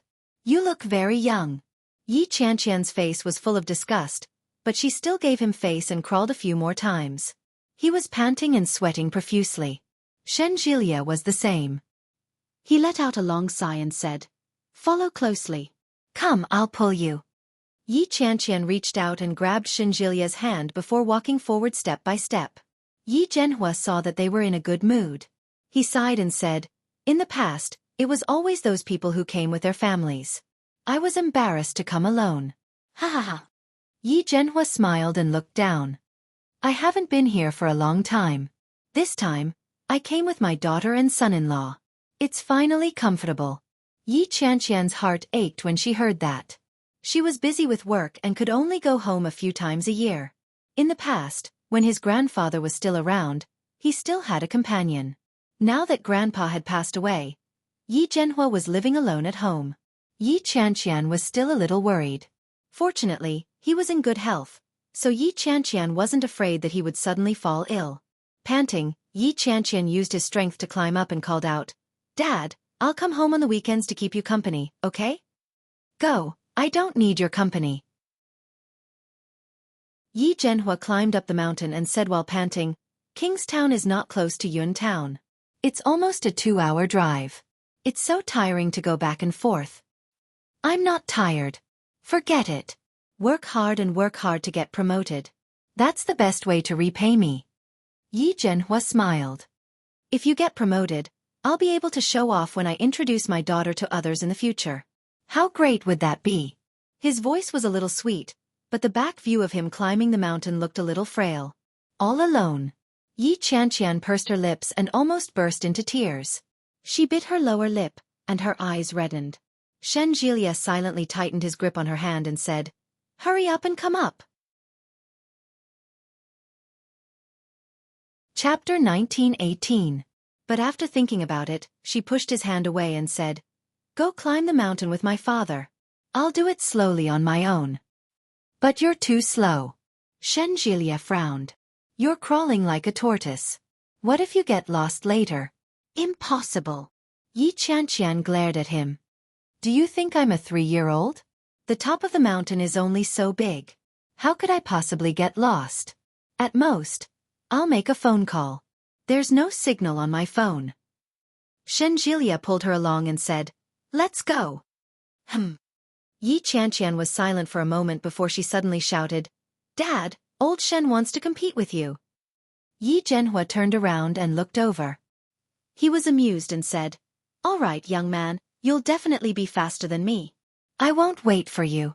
Hurry up and catch up, or you'll be punished. When Shenjilia heard that, he realized that Yi Zhenhua wasn't the least bit worried that Yi Qianqian would get lost or do anything else. With a smug look on her face, Yi Qianqian pushed his hand away and said, Go on. My father is waiting for you. Just you wait. Shenjilia had no choice but to turn around and climb up. I'm coming. Yi Zhenhua's speed was very fast, and he disappeared in 2 or 3 moves. Shenjilia wasn't slow either. It was obvious that he had great stamina. Even carrying Yi Qianqian wasn't strenuous at all. Now that they were gone, Yi Qianqian was even less inclined to crawl. He took his time climbing up and rested at the same time. After about 10 minutes, he climbed back down again. When he saw Yi Qianqian, Shenjilia had a helpless expression on his face and said, Saying that you crawl like a tortoise is too much of a compliment. Yi Qianqian looked at him with a smile. She naturally reached out her hand and said, Hold my hand. Shenjilia was almost defeated by her. He dragged her up slowly. After trying her best to reach the top, Yi Qianqian was exhausted. However, as soon as he arrived, he was stunned by the scenery at the top of the mountain. There were many people on the mountain, but the open space was very big. Yi Qianqian looked down. All she could see were beautiful red lanterns and the deep blue sky in the distance that was tinged with pink. Below them were dark blue waves. It seemed to be the sea, but it also seemed to be something else. It was beautiful. However, there was a faint green light that was even more breathtakingly beautiful. Green light? Shenjilia also looked over, and his eyes were filled with amazement. Yi Qianqian suddenly recalled a rumor and said, It said that if you see the green light and make a wish in time, your wish will definitely come true. With that, Yi Qianqian clasped her hands together tightly and closed her eyes. Her heart was filled with devotion. I hope my father will be healthy and live to a ripe old age. Shenjilia glanced at her before looking at the beam of light not far away. The corners of his lips curled up slightly. Closing his eyes, Shenjilia had a wish. I hope everything goes well. Almost at the same time, both of them opened their eyes. The green light in the distance had already faded away. Yi Qianqian's lips curled into a smile as she turned her head away. Shenjilia also looked over. The two of them looked at each other and smiled. The 7th day of the new year was a special day for Cloud Town. On this day, it was like a small festival. Receiving guests, paying respects to the ancestors and worshipping the gods were all suitable. Shenjilia and Yi Qianqian had prepared their gifts early in the morning and went to the famous house in town. Uncle Blind's house was full of people today. Chapter 19:19. They brought all kinds of expensive gifts with them and lined up outside sincerely, hoping that the blind uncle would have his fortune read for them. Shenjilia was shocked when he saw it. Why are there so many people? Yi Qianqian glanced at them, then glanced at Shenjilia with contempt and said, Look at how inexperienced you are. Of course, it's because the blind uncle is accurate. Shenjilia had never expected that the blind uncle's appeal would be so much stronger than old Mrs. Shen's. That was true. One was a true immortal, and the other was a demigod. That must be the difference, right? Shenjilia and Yi Qianqian waited outside for a long time. When the line of people dwindled, they finally walked in. As soon as they entered, Shenjilia saw the obviously worn floor tiles and exclaimed, I finally know what it means to have the doors ill-broken. In ancient times, wooden houses must have been even worse than this. You're ignorant. Yi Qianqian glanced at him and said, "Don't you see the door's ill?" "I see it." The floor tiles looked very dirty, and there were even some wear and tear on them. However, the color of the door's ill was very even. "I don't know what it's like over there, but here, door sills can't be stepped on." "Ha! Why?" "I don't really understand. Grandpa told me before that the door's ill is like the neck of a deity. If you step on the door's ill, it's like you're stepping on the neck of a deity. It's not good." Shen Jilia had never heard of it before. Now that Yi Qianqian said it, he found it a little novel. Carrying her gifts, she went to find the blind uncle. It was obvious that the blind uncle had been busy the whole day and was very tired. He was sitting in a chair and leaning against it. His eyes were open, but there were no pupils in them. They were just white. Yi Qianqian felt a little scared when she saw him. When she saw the blind uncle's exhausted look, Yi Qianqian hesitated for a moment and said, "Why don't we come back tomorrow?" "Ah, you're here." It was a woman's voice. It was a woman who looked to be in her 40s or 50s. She looked like an auntie hired by the people in town to take care of the blind uncle. She walked over and asked, "Are you Yi Zhenhua's daughter?" Yi Qianqian was a little surprised and asked, "Yeah, how did you know?" The old maid did not answer but looked at the blind uncle.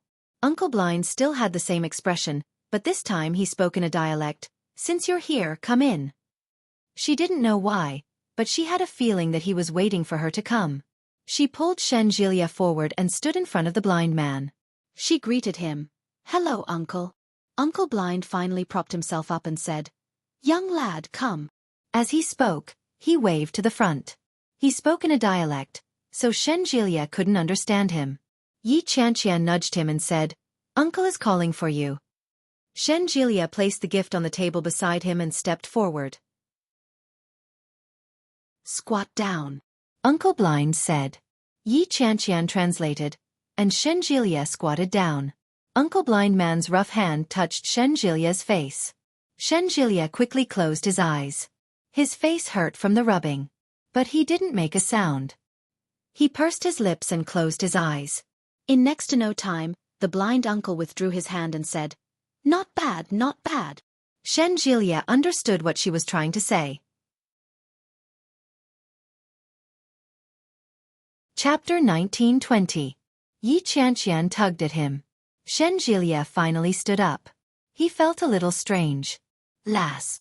The blind uncle's voice sounded like wood rubbing against cement. It was dry, hoarse, and unpleasant to the ears. Yi Qianqian replied, "Yes." "You want to get married?" Yi Qianqian felt goosebumps all over her body. She whispered, "How did you know?" The blind uncle smiled and said, "Don't be nervous. It's fine. I won't harm you." "I know." Yi Qianqian smiled awkwardly. But she was still afraid. "Give me your boyfriend's horoscope." Shen Jilia's horoscope? She only knew Shen Jilia's date of birth, but she didn't know the hour of his birth. She turned to look at Shen Jilia and asked, "When were you born?" "Noon." "Ah, then it's noon." Yi Qianqian quickly reported Shen Jilia's horoscope and her own horoscope. Uncle Blind nodded with a serious look on his face. He pinched the fingers of his right hand as if he was calculating something. "It's the 5th day of the 3rd lunar month this year. It's the best day to get married." Yi Qianqian was a little surprised. She squatted down and said, "Uncle, you said that I would face a tribulation when I was 28 years old. Will I still face one now that I'm 28 years old?" When the blind uncle heard this, he chuckled but did not answer directly. Instead, he said, "That depends on your fate and your man's fate." "What does that mean?" Yi Qianqian didn't understand. However, she was a little unwilling, so she asked again, "Can I still have children?" "Fate." Yi Qianqian felt a little defeated. She stood up and frowned. When the old woman next to her saw Yi Qianqian's expression, she said, "Don't be afraid. There is always a solution to any disaster." "Sir, there should be a solution, right? The little girl has brought you a lot of tonics. Her father and grandfather are also very good people. Their ancestors have accumulated good karma." Uncle Blind Man only smiled and said nothing. If there was no sound, then it was the worst sound. Yi Qianqian felt that her bad habit of letting her imagination run wild was about to resurface. She stomped her feet anxiously and looked at Shen Jilia. Shen Jilia felt like he was listening to a book from heaven.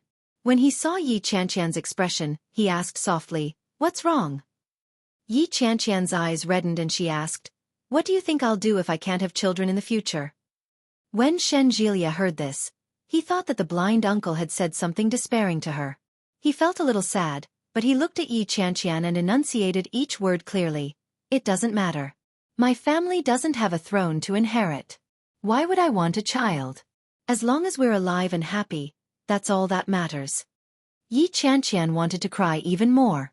She asked, "But don't you really want a child?" "Nope, who told you that?"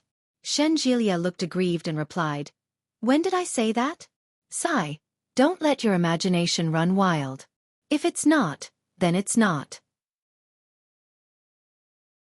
What's important is that we're together." Yi Qianqian couldn't help but tear up. He had clearly said that.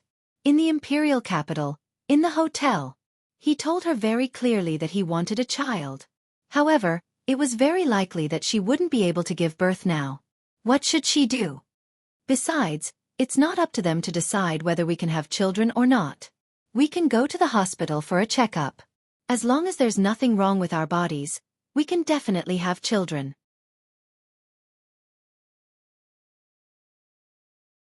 Chapter 1921.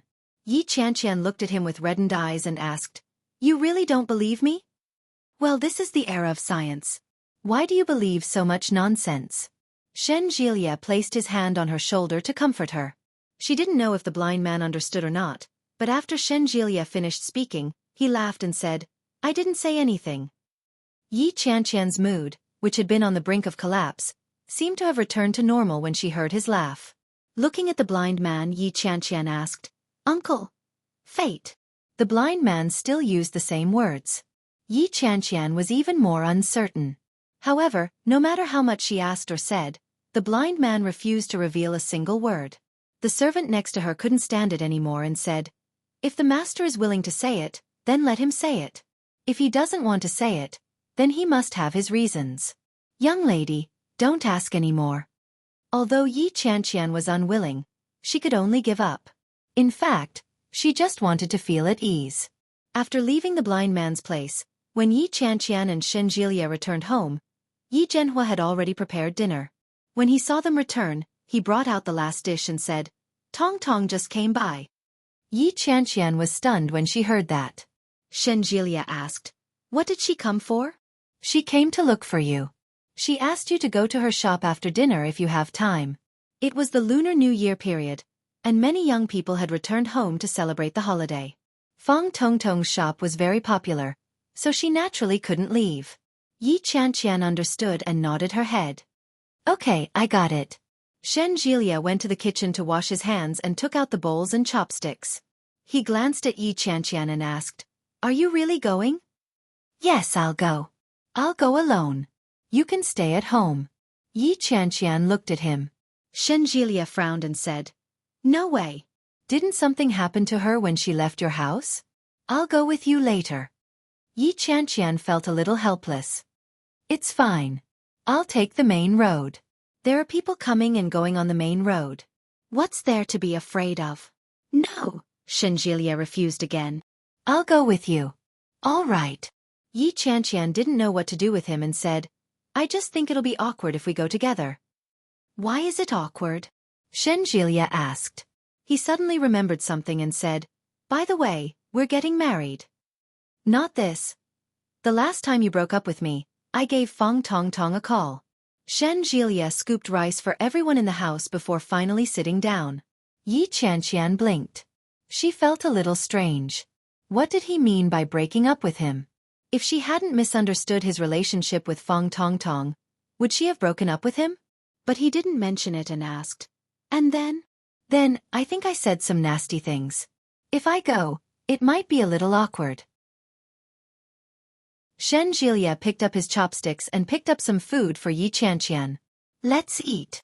Yi Qianqian stared at the food in her bowl and asked suspiciously, "What did you say?" Based on Shen Jilia's character, what kind of harsh words could he say? Chapter 1922.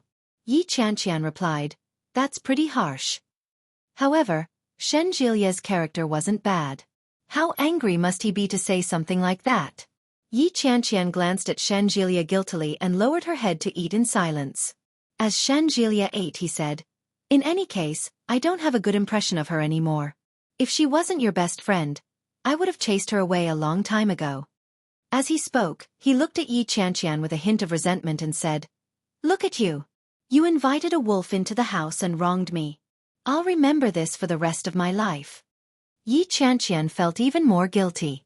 She looked up at Shen Jilia weakly. Shen Jilia looked very unhappy. Even his eating speed had slowed down significantly. When Yi Qianqian saw this, she muttered, "You're a man. Why are you so petty?" Humph. Shen Jilia was even more unhappy. "All right." Yi Qianqian reached out and tugged at his hand. "I was wrong, all right? Didn't I admit my mistake later on? Look at how well I'm doing now. I'm like a fairy." Yi Zhenhua laughed out loud and looked at Yi Qianqian with disdain. As he ate, he complained, "You're so thick-skinned." Yi Qianqian stuck out her tongue and looked at Shen Jilia pitifully. Shen Jilia wasn't really angry. When he saw Yi Qianqian's expression, his expression relaxed a little. He said, "I got it. It's all in the past." Yi Qianqian breathed a sigh of relief and said with a smile, "Hubby is the best." Hubby. An unformed marriage. Shen Jilia suddenly felt a little intoxicated when he heard those two words. His mood lightened up, but he still kept a straight face and coldly replied. Yi Qianqian had long seen through his thoughts. She laughed and lowered her head to eat. After dinner, Shen Jilia escorted Yi Qianqian to the back of the big banyan tree in front of Fang Tongtong's snack shop. He specially reminded her, "When you're ready to go back, you must send me a message or call me. I'll pick you up. Don't come back alone." "Got it." Yi Qianqian pushed him away. "Go back and wash the dishes." Shen Jilia had no choice but to turn back 3 times as he walked away. Yi Qianqian walked past the big banyan tree and arrived at Fang Tongtong's door. The sound was very good, and there were many young people coming and going. There were a few motorcycles parked at the entrance. Young men and women were smoking on the motorcycles, talking and laughing. Fashionable and youthful. Yi Qianqian walked over. The men glanced at her and quickly shifted their attention. Fang Tongtong, who was sitting inside, kept her gaze fixed on Yi Qianqian. Fang Tongtong waited until Yi Qianqian was right in front of her before she smiled and said, "You're here." "Yes, I'm coming." "Mom." Fang Tongtong called out and walked inside. "Qianqian, you're here. Come and take care of the shop." "Okay." Mrs. Fang's voice wasn't soft either, and it reached outside. Soon Mrs. Fang came out. When he saw Yi Qianqian, he seemed a little touched and said, "You're here, Qianqian. Come in and have a seat. I'll take care of things here." Fang Tongtong naturally held Yi Qianqian's hand and said, "Let's go. I brought you a present." Yi Qianqian subconsciously looked at her hand, which was being held by Shen Jilia. She felt a little strange. Fang Tongtong noticed Yi Qianqian's gaze and smiled awkwardly. She quickly let go of her hand and said, "Come." Yi Qianqian followed her inside. The familiar layout didn't seem to have changed much over the years.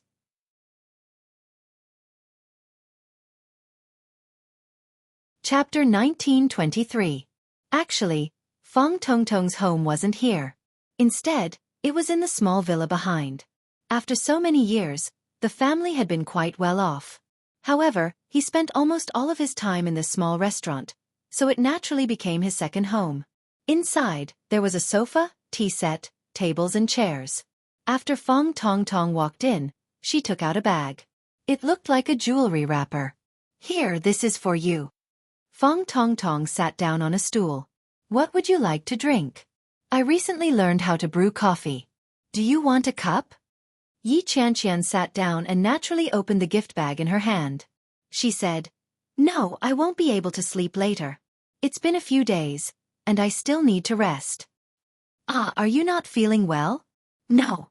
Yi Qianqian opened the package and said, "If you want to have a child, you'll have to go to the hospital for a checkup." Fang Tongtong suddenly felt a little sad when she heard that. He looked at Yi Qianqian and asked, "Are you married?" "Not yet." Yi Qianqian glanced at her. If I were to get married, wouldn't you know?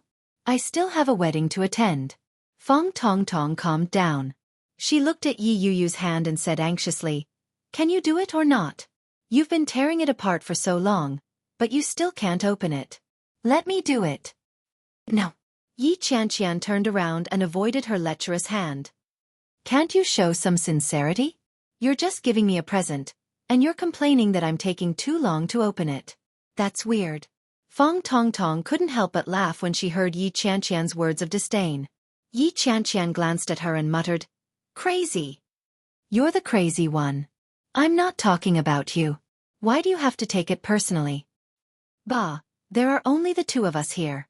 If you don't scold me, why are you scolding the air? I'll just cuss at the air. I'm happy to." Yi Qianqian said matter-of-factly. Finally, the packaging was removed. It was indeed a jewelry box. Yi Qianqian opened the box and saw a ruby. The ruby was not small and was made into the shape of a key. There were many diamonds on the key. Yi Qianqian was stunned when she saw it. She looked up at Feng Tongtong and said, "You've struck it rich. Why did you give her such an expensive gift?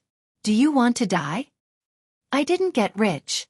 Feng Tongtong's smile faded. "I just wanted to apologize to you." "Apologize?" Yi Qianqian looked at the extravagant necklace.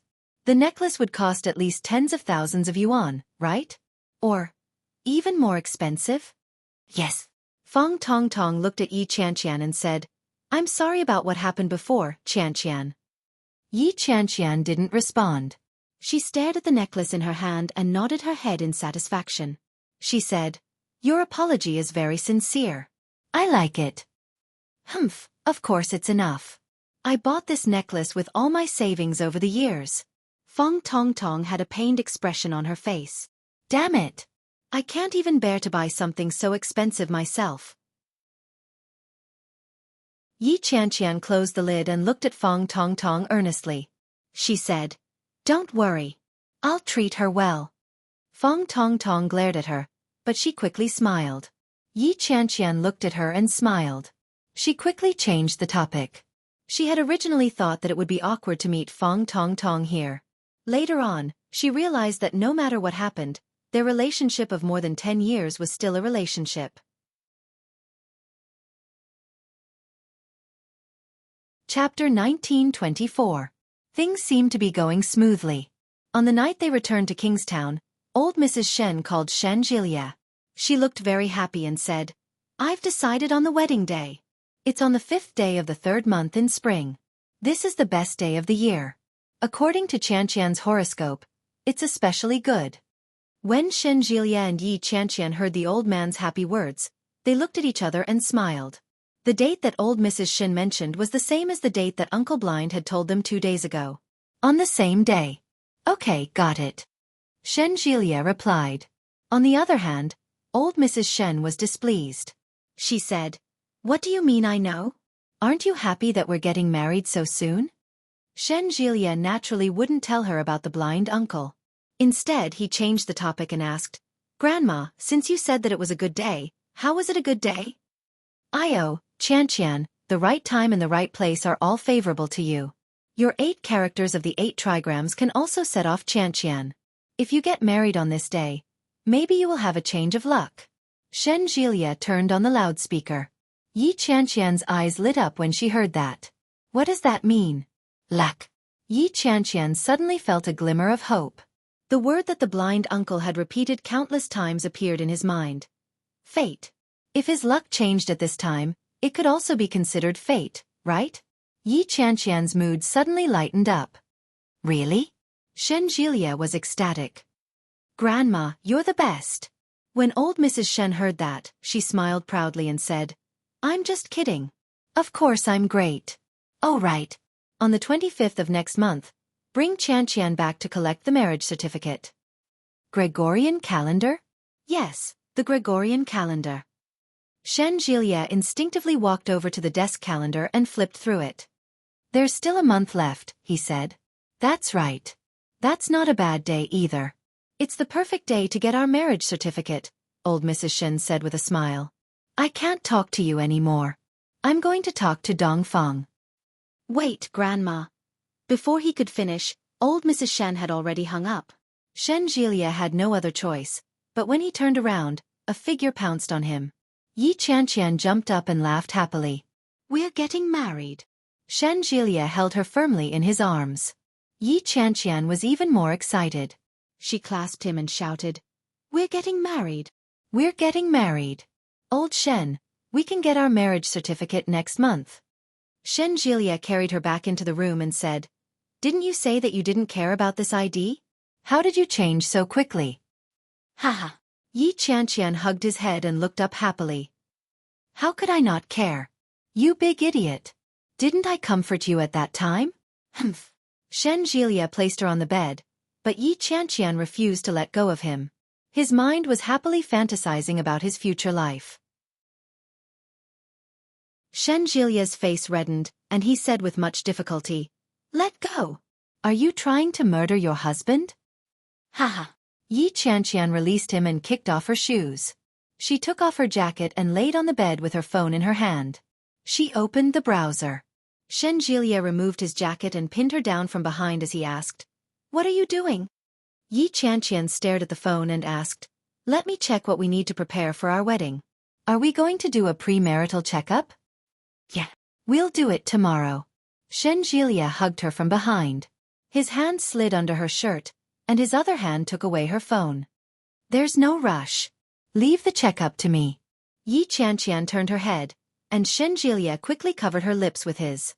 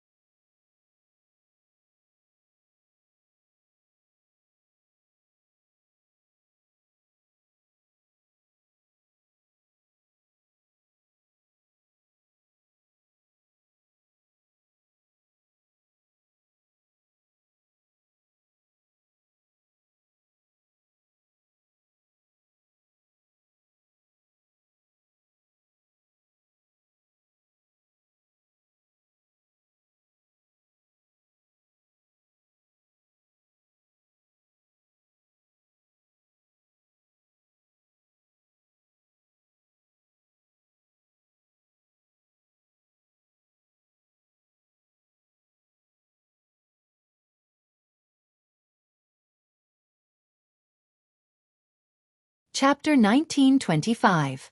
On her first day back at work, Yi Qianqian applied for leave. Although the chief editor wasn't happy, when she heard that she was going for a premarital checkup, she didn't object. Yi Qianqian and Shen Jielia arrived at the hospital early. After registering, they went straight for the checkup. After a series of tests, Yi Qianqian was very nervous. They couldn't get the report right away, so Shen Jielia and Yi Qianqian went home after the checkup. After staying in Kingstown for 2 days, Shen Jielia returned to the capital. Yi Qianqian went to work alone. She insisted on going to bed early and waking up early every day. She didn't know if it was an illusion, but she found that her skin looked much better. When she got the report, Yi Qianqian immediately took it out. However, she wasn't in a hurry to read it. Instead, she called Shen Jilia. Shen Jilia seemed to be busy. It took a long time for him to pick up. It was very quiet on the other end. Shen Jilia said softly, "Give me 10 minutes. Okay." Yi Qianqian immediately hung up. She stared at the report in front of her and took a deep breath before flipping it open. She read through everything. Everything was normal. Negative. Normal. Yi Qianqian read it over and over again. Her original nervousness disappeared. She took photos of every page and sent them to Shen Jilia's phone. After about 5 minutes, Shen Jilia called back. Yi Qianqian picked up and said excitedly, "I got the report." "I saw it." Shen Jilia seemed to be in a good mood. He said, "All the tests are normal. There's nothing different." "Haha. Does it prove that my body is healthy?" "Yeah." "Did you get the report on the uterus that day?" "Yeah." "I sent it to you." "Yeah." Shen Jilia smiled sincerely and said, "Everything is normal. Everything is normal. You're healthy." Yi Qianqian fell into the chair. She laughed excitedly and said, "Old Shen, I miss you so much." "I miss you too." Shen Jilia looked at the calendar. "Soon. Remember to bring your household register and ID card. We're going to the Civil Affairs Bureau." Oh my, old Shen is getting married." A colleague next to him overheard and immediately began to tease him. Yi Qianqian heard it too. She didn't mind and said, "Tell your colleague that there will be wedding candies." Shen Jilia smiled. He glanced at the man and said, "Don't worry. You'll get plenty of red packets." Yi Qianqian burst out laughing and said, "Go ahead. I have to get back to work. Wait for me." "Phew, sure," Shen Jilia replied. He only put down the phone after Yi Qianqian hung up. He turned around and continued to busy himself. Wuxia. The new year had just ended, and the surroundings were still immersed in the festive atmosphere. Su Qianxi helped Nanny Rong make desserts for the children. Standing next to the stove, she slowly stirred the sugar in the pan.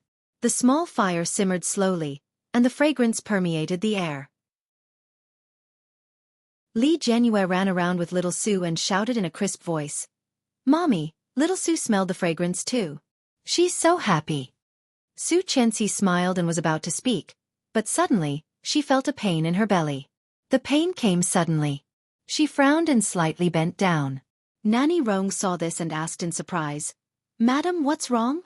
Su Qianxi's face quickly paled. "My stomach hurts." Nanny Rong was even more shocked. She quickly turned off the fire and supported her. "Are you going to give birth? Come, sit on the sofa." Chapter 1926. Hearing Ursu's words, Nanny Rong frowned and said, "It's not as simple as a stomachache. Hurry up and call your father." Li Jianyue had never seen Nanny Rong so serious before. She was shocked and said, "Oh, I'll go right now." Su Qianxi's situation looked bad. Her waist was slightly arched, and her belly was bulging. Her face looked a little pale, and she was holding a spoon in her hand. Nanny Rong took the spoon from Su Qianxi's hand and put it down. Then she helped Su Qianxi to sit on the sofa. Su Qianxi's belly was swollen and painful, and she held it uncomfortably. Nanny Rong knew that she was really going to give birth. She looked at Ursu and saw that she was calling Li Xicheng. Li Xicheng quickly picked up. Ursu turned on the speaker and said in a crisp voice, "Hello, Dad. Nanny Rong asked me to call you. She said that Mom has a stomachache." Li Xicheng was preparing for the meeting. When he heard this, he was stunned and said, "Your mother has a stomachache?"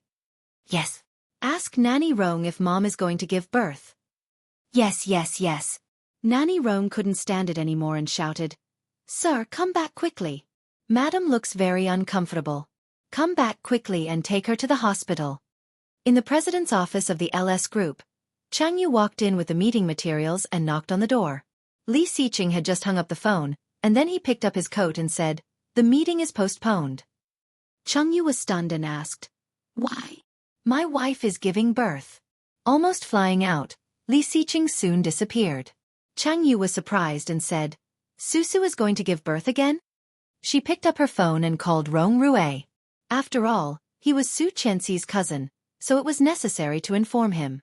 She went to the conference room to inform them of the situation.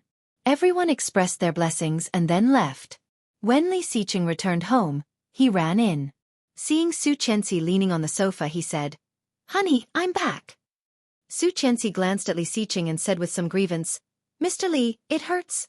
Li Xiqing quickly walked forward, pushed Nanny Rong aside, and then went forward to carry Su Qianxi. "Nanny Rong, take Ursa with you." "Ah, Mosin is still inside." Nanny Rong hesitated. However, Ursa looked excited and said, "Is Mommy going to give birth to a little brother?" "She's a little girl." He corrected her and quickly carried her out.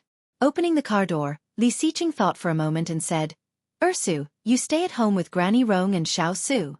I'll take your mother to the hospital." Li Jianyue looked a little disappointed, but she still pouted and said, "All right then. Daddy has to take good care of Mommy." "Of course." Li Xiqing touched his daughter's head and said, "Daddy is leaving." Su Qianxi's face was pale, which made Li Xiqing feel sorry for her.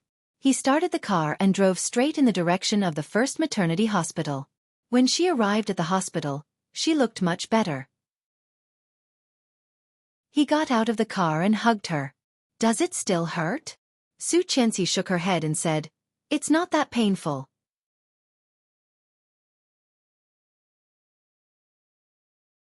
Chapter 1927.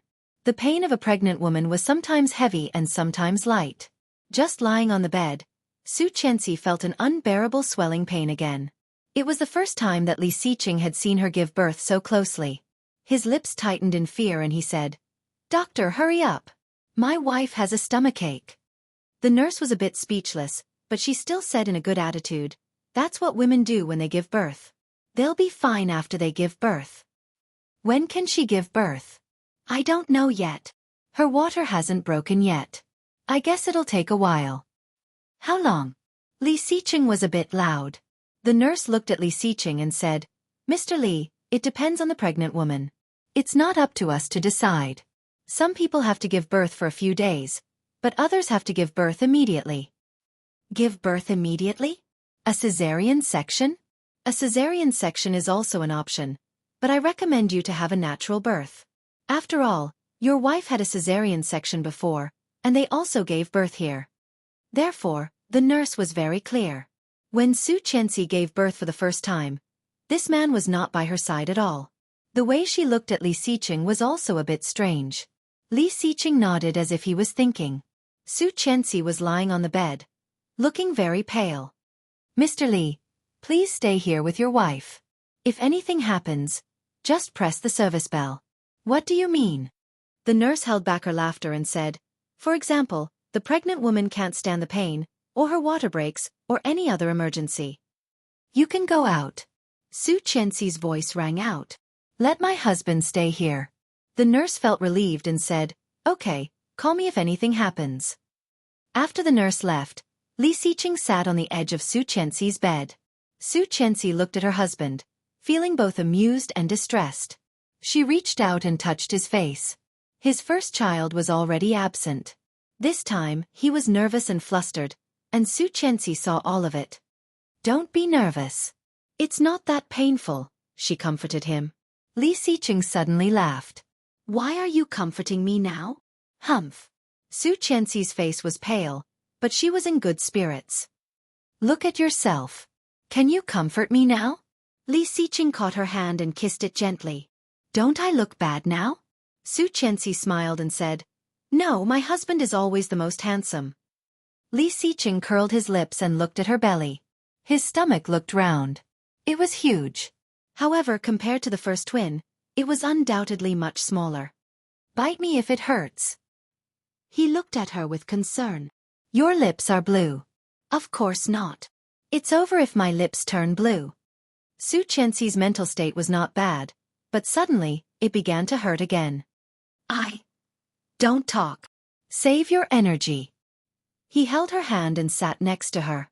Su Qianxi's heart was warm. At least this time he was by her side. After another 2 hours of pain, Su Qianxi's water broke, and the doctors and nurses sent her to the delivery room. After a series of procedures and disinfection, Li Xiqing could enter the delivery room.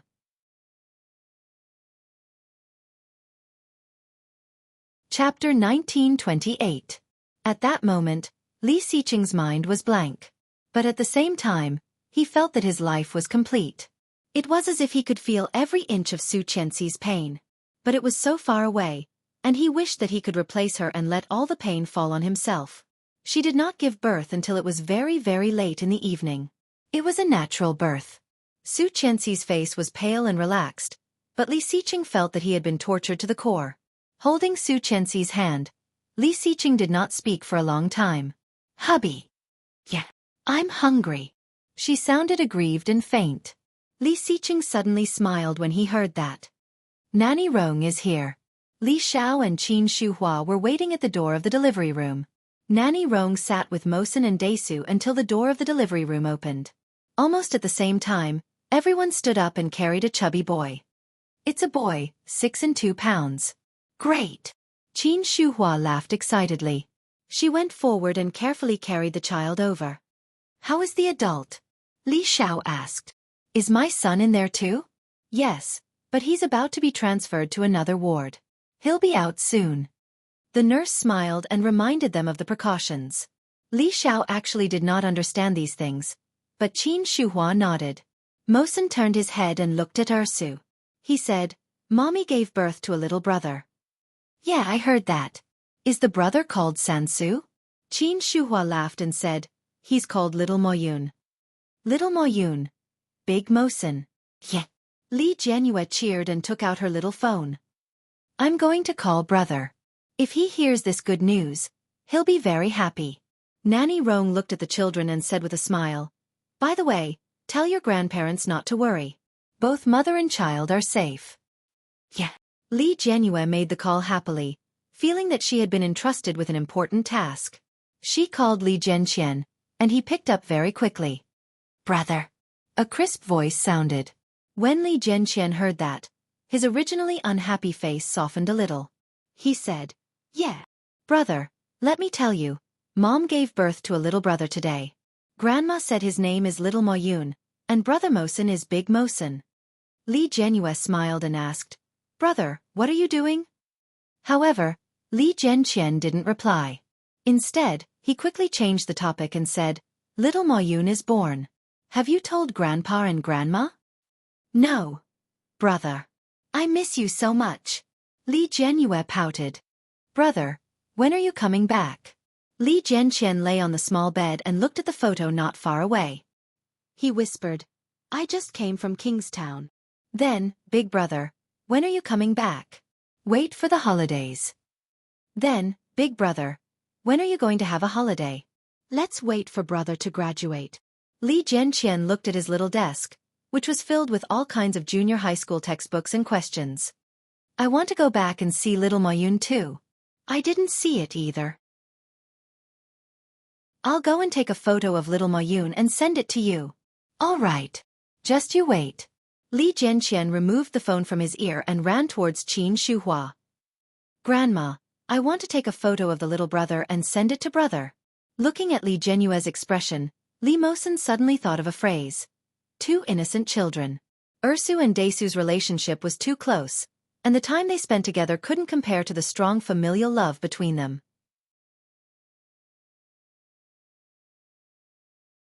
Chapter 1929. Qin Shuhua helped Li Jianyue take a few photos of Little Moyun's face and then handed the phone to Li Jianyue. Li Jianyue happily sent the photos over and then used WeChat to send a voice message to her brother.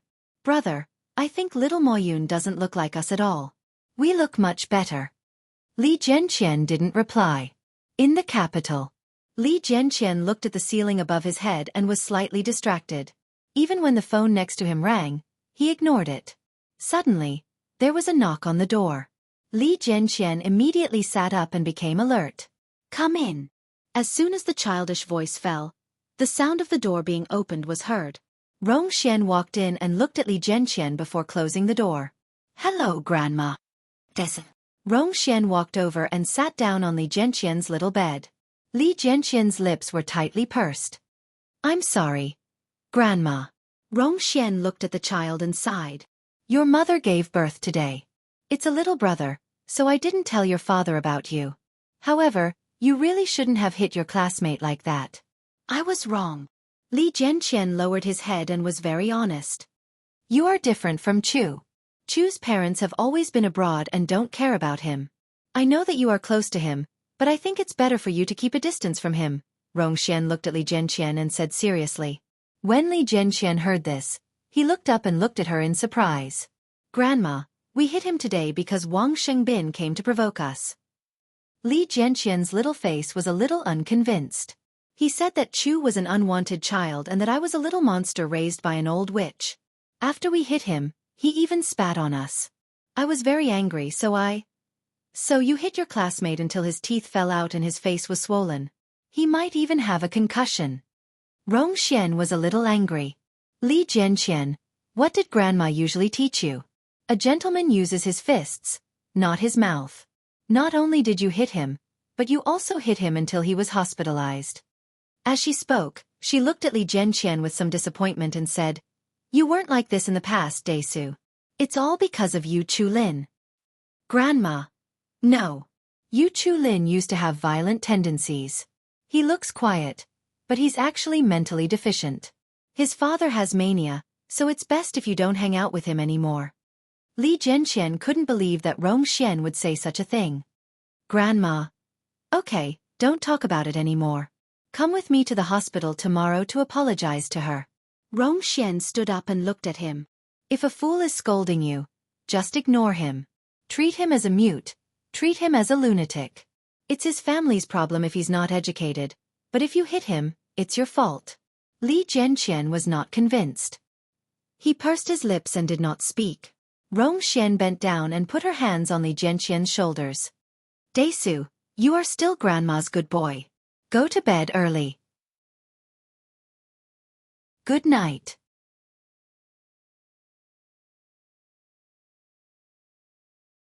Chapter 1930. Daesu, it's because you're friends with him that you chose to believe him. Rongxian looked at Li Jianqian and said, I know you won't listen to anything I say now, but Grandma has to warn you.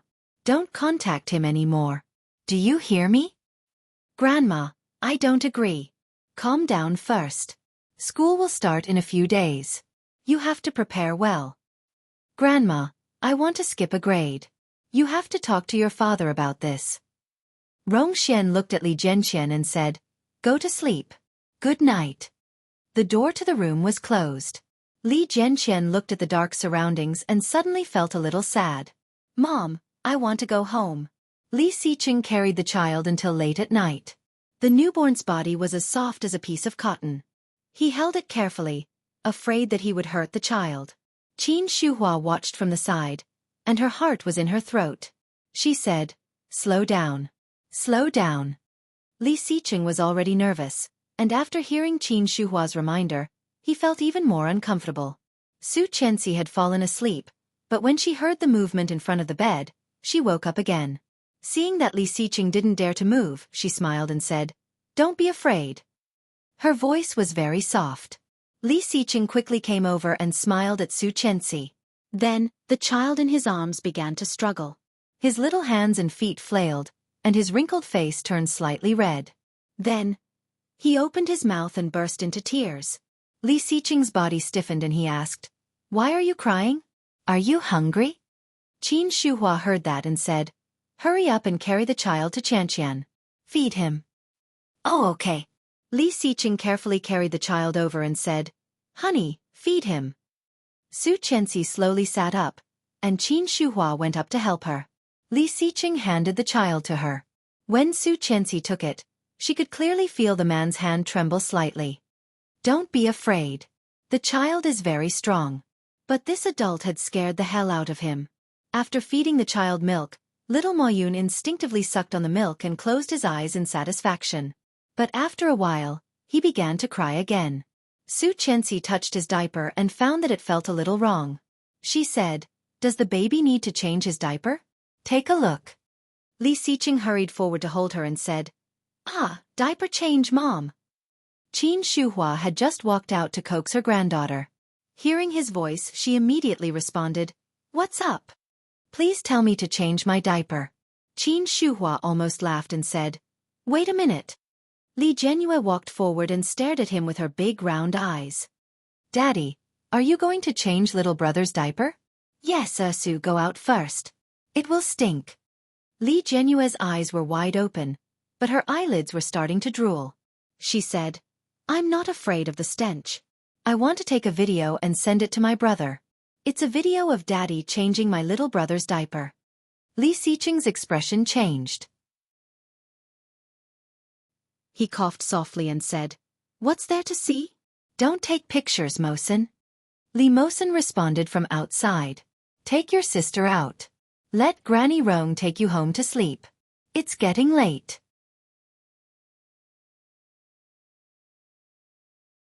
Chapter 1931. Li Jianyue's innocent and cute words made the adults around them laugh.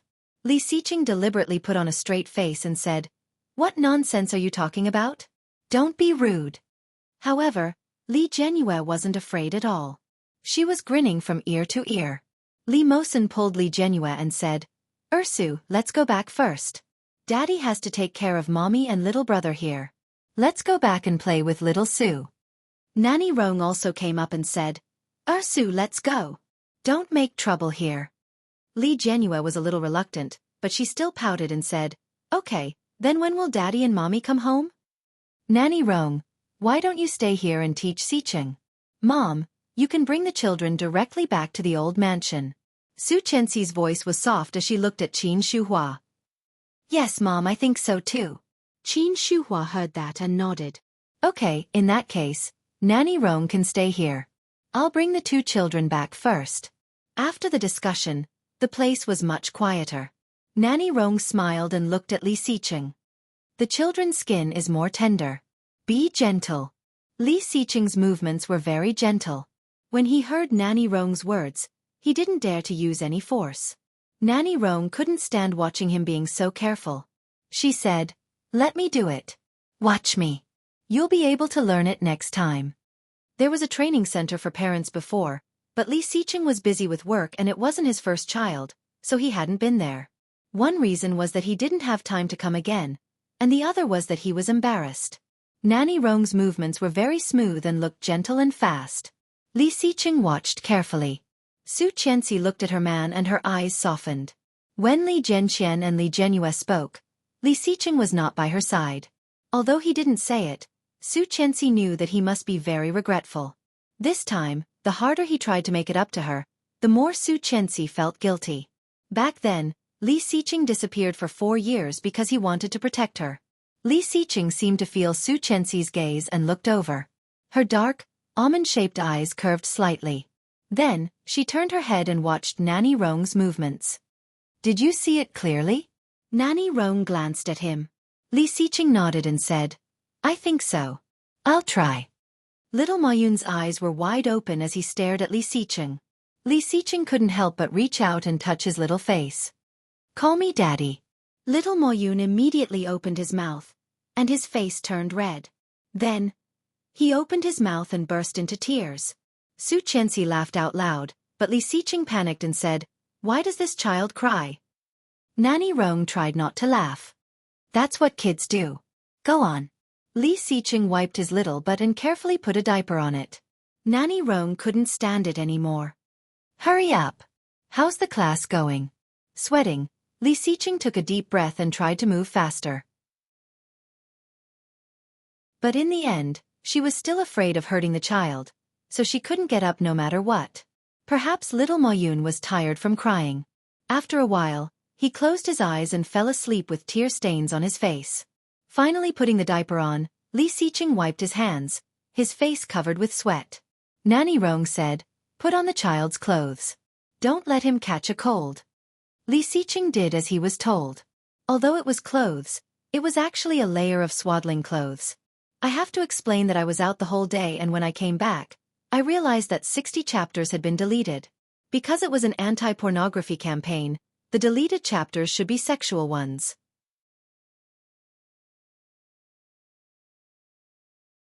Chapter 1932. He put the child on the small bed next to him and asked Nanny Rong to take care of him. Only then could Li Xiqing wipe his sweat. Su Qianxi still didn't look too good. Li Xiqing sat by her bed with a little heartache and said, "You've worked hard, my wife." Su Qianxi pursed her lips and smiled. "You've worked hard too." Hearing that, Li Xiqing blushed inexplicably. He coughed and said, "Are you tired?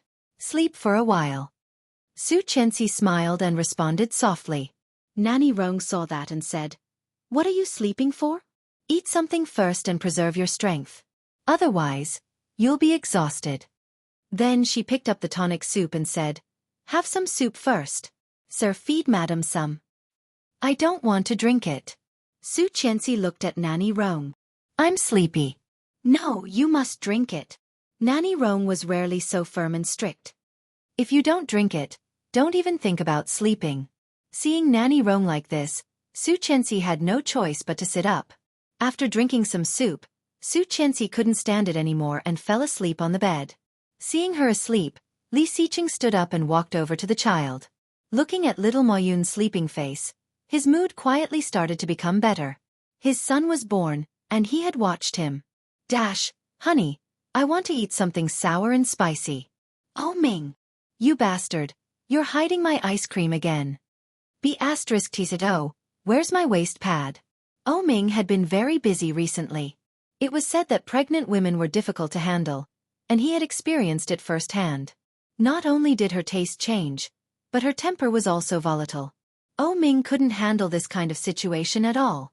The O residents had sent an extra nanny. Oh Ming had to go to the company during the day and come back at night to accompany his wife. It was fine when Yu Lily was in a good mood, but when she was in a bad mood, Oh Ming didn't have a good time. "Ah, honey, where's my candy?" Yu Lily had lost something for the umpteenth time, and then looked at Oh Ming with a face full of grievance. Oh Ming was used to it. He looked at her and said, "You can't eat candy. You have to exercise more." Before she was pregnant, she was only 40 pounds at her fattest. With a height of 1.6 meters, this weight was quite thin. But after getting pregnant, not only did her belly get bigger, but her whole body also swelled up like a balloon. Now Yu Lily weighed 110 kilograms. Her whole face was round and she had a big belly. It was hard to imagine that she used to be thin. "The last few times you went for a prenatal checkup, the doctor told you to exercise more. Your blood sugar is a little high, so you're not allowed to eat sweets." Yu Lily looked at him and pouted as she asked, "Do you think I'm fat?" In the past, when she was skinny, he despised her for being too skinny. Now that she was fat, he despised her for being fat. Could they still play happily? When Oh Ming heard that, he snorted. "Why did you ask if you knew?" He pulled his wife over and said, "I've fed you until you're full. Come, let's take a walk outside. Don't eat any more." "But I want to eat candy, just one." "No. At a time like this, I can't spoil you. Mom is coming over later, and it'll be time for dinner. Let's go for a walk first." Yu Lily's eyes lit up. She smiled and said, "Yeah. When is Mom coming?"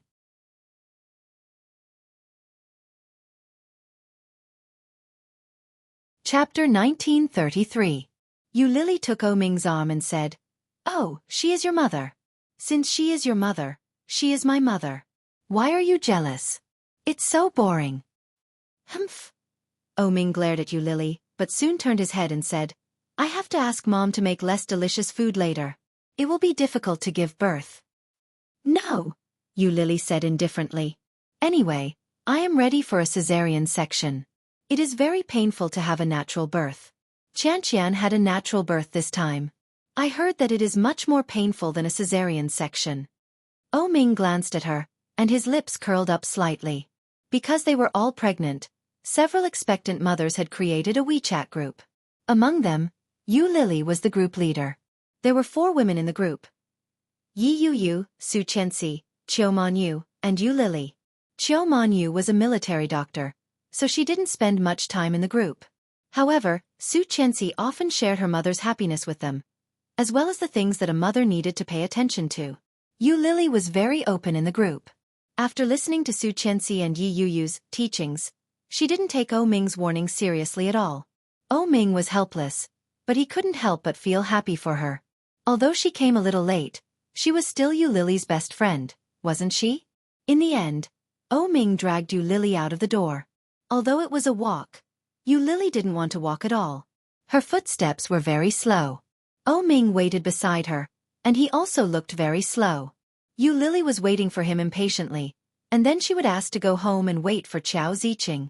However, Oh Ming not only didn't show any impatience, but also looked at Yu Lily with interest. He raised his eyebrows slightly and asked, "Why don't you walk?" Yu Lily pouted and walked slowly. She didn't want to walk at all. Looking at Oh Ming, she said, "Honey, I am tired." "But you walked less than 300 meters, Oh Ming said. "Ah, we walked out of the house, and it is a full 500 meters. It is so far. How long do you want me to walk?" Yu Lily said bitterly. Her face was wrinkled, and she looked at Oh Ming pitifully. Oh Ming stood beside her, looking very calm. "No, it's only about 200 meters. Let's go." "I don't want to go. My legs are sore." Seeing Yu Lily acting so coquettishly, Oh Ming couldn't bear to see her like this. He said, "Let's head home." Yu Lily's previously bitter face immediately brightened up. She said, "All right, hubby. Mom should be here soon. Let's go home and wait for her." With that, she let go of Oh Ming's hand and walked home with light footsteps. Where was the look of someone who looked like he was about to die after taking 2 steps? Oh Ming stared at her back and followed her helplessly. "Didn't you say you were tired?"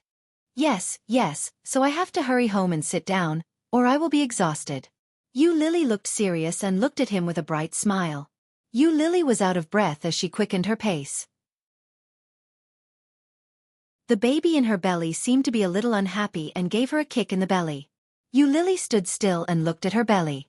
She exclaimed in surprise, "Oh Ming, come and see. Your son is kicking me."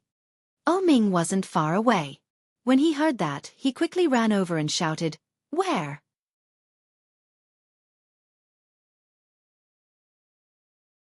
Chapter 1934. Haha. Yu Lily looked at Oh Ming gloatingly. When Oh Ming saw Yu Lily's expression, he gritted his teeth and said, "If you give birth to a son, I'll beat you up." "Humph, if you dare to beat my son, I'll beat you up." Yu Lily put her hands on her hips and looked at Oh Ming with arrogance. As she spoke, she swaggered in the direction of her home like a local tyrant. After the new year, the weather was particularly good. For the past few days, the sun had been shining brightly. The weather was clear, and Yu Lily's mood was naturally better. Recently, Oh Ming had strictly controlled her diet.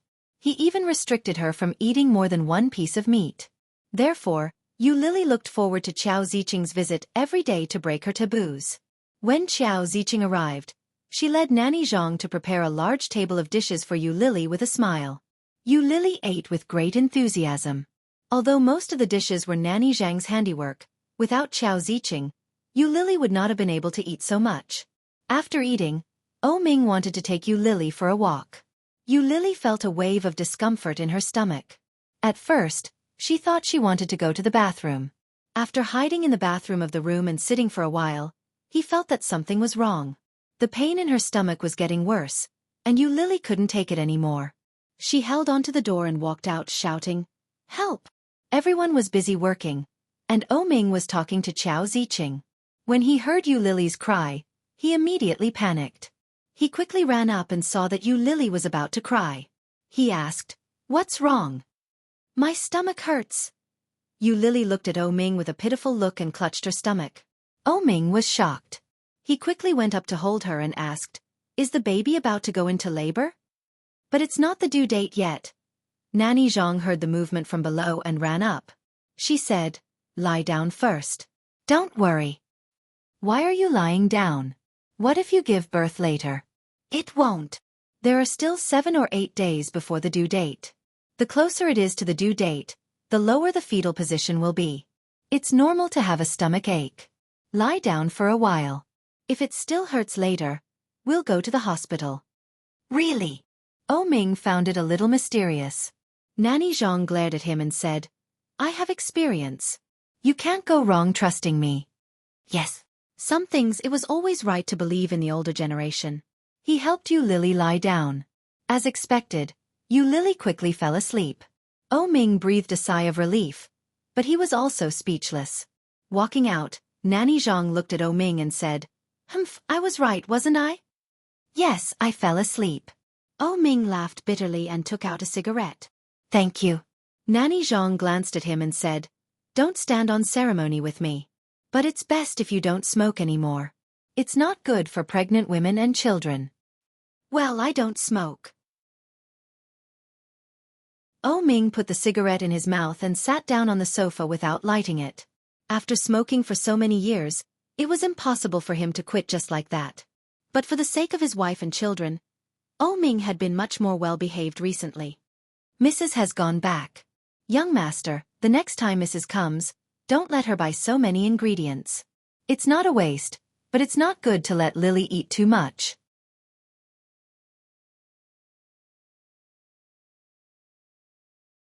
Chapter 1935.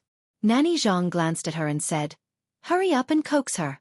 The labor pains before childbirth are also very uncomfortable, especially for those who have never given birth before. I'm afraid she can't take it." Oh Ming had already stood up and walked over. Yu Lily was lying on her side on the bed with a painful look. When she saw Oh Ming coming over, she said, "I think I'm going to give birth. Honey, I'm bleeding down there." Oh Ming was shocked. He looked down and saw some bloodstains. Not many, but there were some. Yu Lily wanted to get up, but her stomach hurt badly. Oh Ming picked her up and hurried downstairs. "Nanny Zhang, help me get the key. I'll take her to the hospital." Yu Lily was wearing a pink cotton nightgown. Nanny Zhang took a look and saw the patch of red behind Yu Lily. She exclaimed, "Oh, there's blood." She found the car keys for Oh Ming and opened the door for him. "Hurry up. It'll be troublesome if your water breaks." Yu Lily's stomach hurt badly. "Didn't you say that the due date is still a few days away?" "It's only a few days away. The baby is full term, so it doesn't matter which day it is." Nanny Zhang comforted him and helped him open the car door. After letting his wife in, Nanny Zhang said, "I'll go and lock the door. I'll take care of Lily. Let's go to the hospital together. A crude man like you won't know anything." "All right." Oh Ming agreed without even thinking about it. After Nanny Zhang locked the door, she hurried to the back seat. The pain in Yu Lily's stomach became more and more unbearable. With a bitter face, she said, "I'm never going to have another child again." "Bah bah bah." Nanny Zhang smacked her lips and said, "Don't say such things now. Don't scare the child too much to come out." Yu Lily grimaced. "But it was really painful. It hurt so much." Halfway down the road, Yu Lily suddenly felt water flowing down. But strangely, it didn't hurt as much now. Yu Lily leaned on Nanny Zhang, gasping for breath. There was a layer of sweat on her forehead. "Oh, young master, oh, hurry up. If you don't hurry up, how can I make it in time? My water has broken." "What?" Oh Ming's face suddenly changed. He accelerated the car to its maximum speed. In the blink of an eye, he had already run several red lights. He didn't know where the information came from, but it was almost instinctive and deep-rooted. He believed that if her water broke and she hadn't been sent to the hospital, then it was a very serious matter. Oh Ming's heart was getting more and more flustered. He had to drive fast, but he had to drive steadily. When they finally arrived at the hospital, Oh Ming carried Yu Lily out. His face was pale with fright. He yelled, "How can there be so much blood?" Yu Lily's nightgown was stained red. It looked bloody and wretched. Red liquid continued to drip down from the Ferrari and flowed down to the ground. Yu Lily's expression didn't look too good. Suddenly, Oh Ming thought of the past. Didn't the television dramas and movies she watched with Chao Ziqing when she was young have the female lead bleed to death during childbirth? "Don't worry, this isn't blood." "How can it not be blood? Do you think I'm blind?" Oh Ming roared. He ran to the hospital with a pale face and shouted, "Doctor, doctor!" When he was sent to the emergency room, the nurse took a look and wrote down a record. She said, "Send her to the delivery room to open the cervix first." Then she looked at Oh Ming and asked, "How long has her water broken?"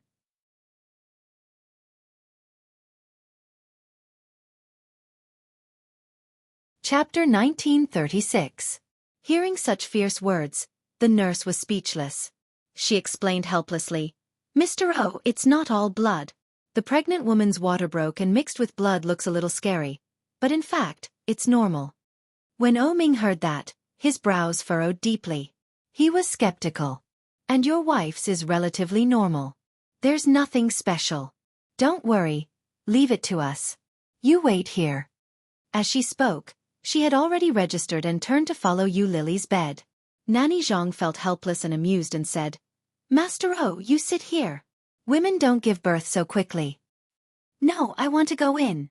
"No, it's bad luck for a man to go in when a woman gives birth." Nanny Zhang held O Ming back. "You can't go in." "Why not?" "When second brother's wife gave birth, second brother also squatted in there for a long time." O Ming was not convinced and shouted, "How can that be the same? Second brother's wife is having a second child. When second brother's assistant gave birth, her man also went in with her. That's because she didn't have an elder to guide her. She doesn't know that it's actually not good for men." O Ming asked, "Nanny Zhang, why did I bring you here?" Nanny Zhang was speechless. By the time Xiao Ziqing arrived, a long time had passed. O Ming had signed the papers, and his heart was burning with anxiety. Nanny Zhang held him back.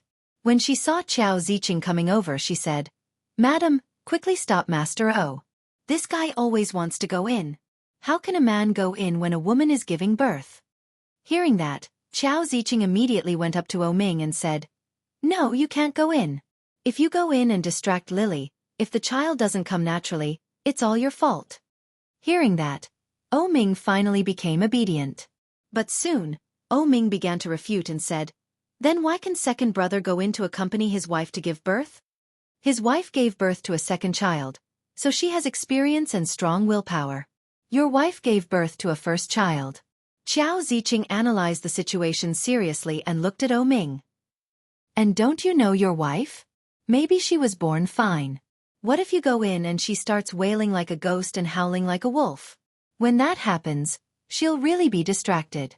How are you going to play?" O Ming was convinced. He pursed his lips and said nothing.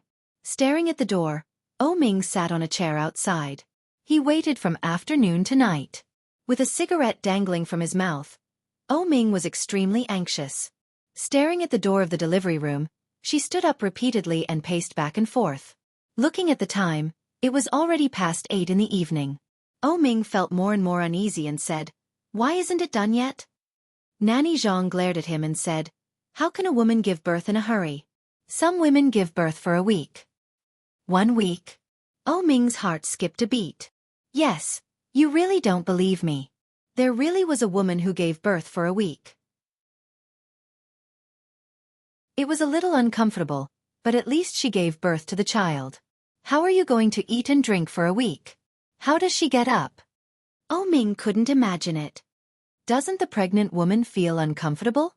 But you're tuning in to the Xiaofan's Wuxia Tales YouTube channel. Don't forget to subscribe and join us on this journey to catch the most captivating stories.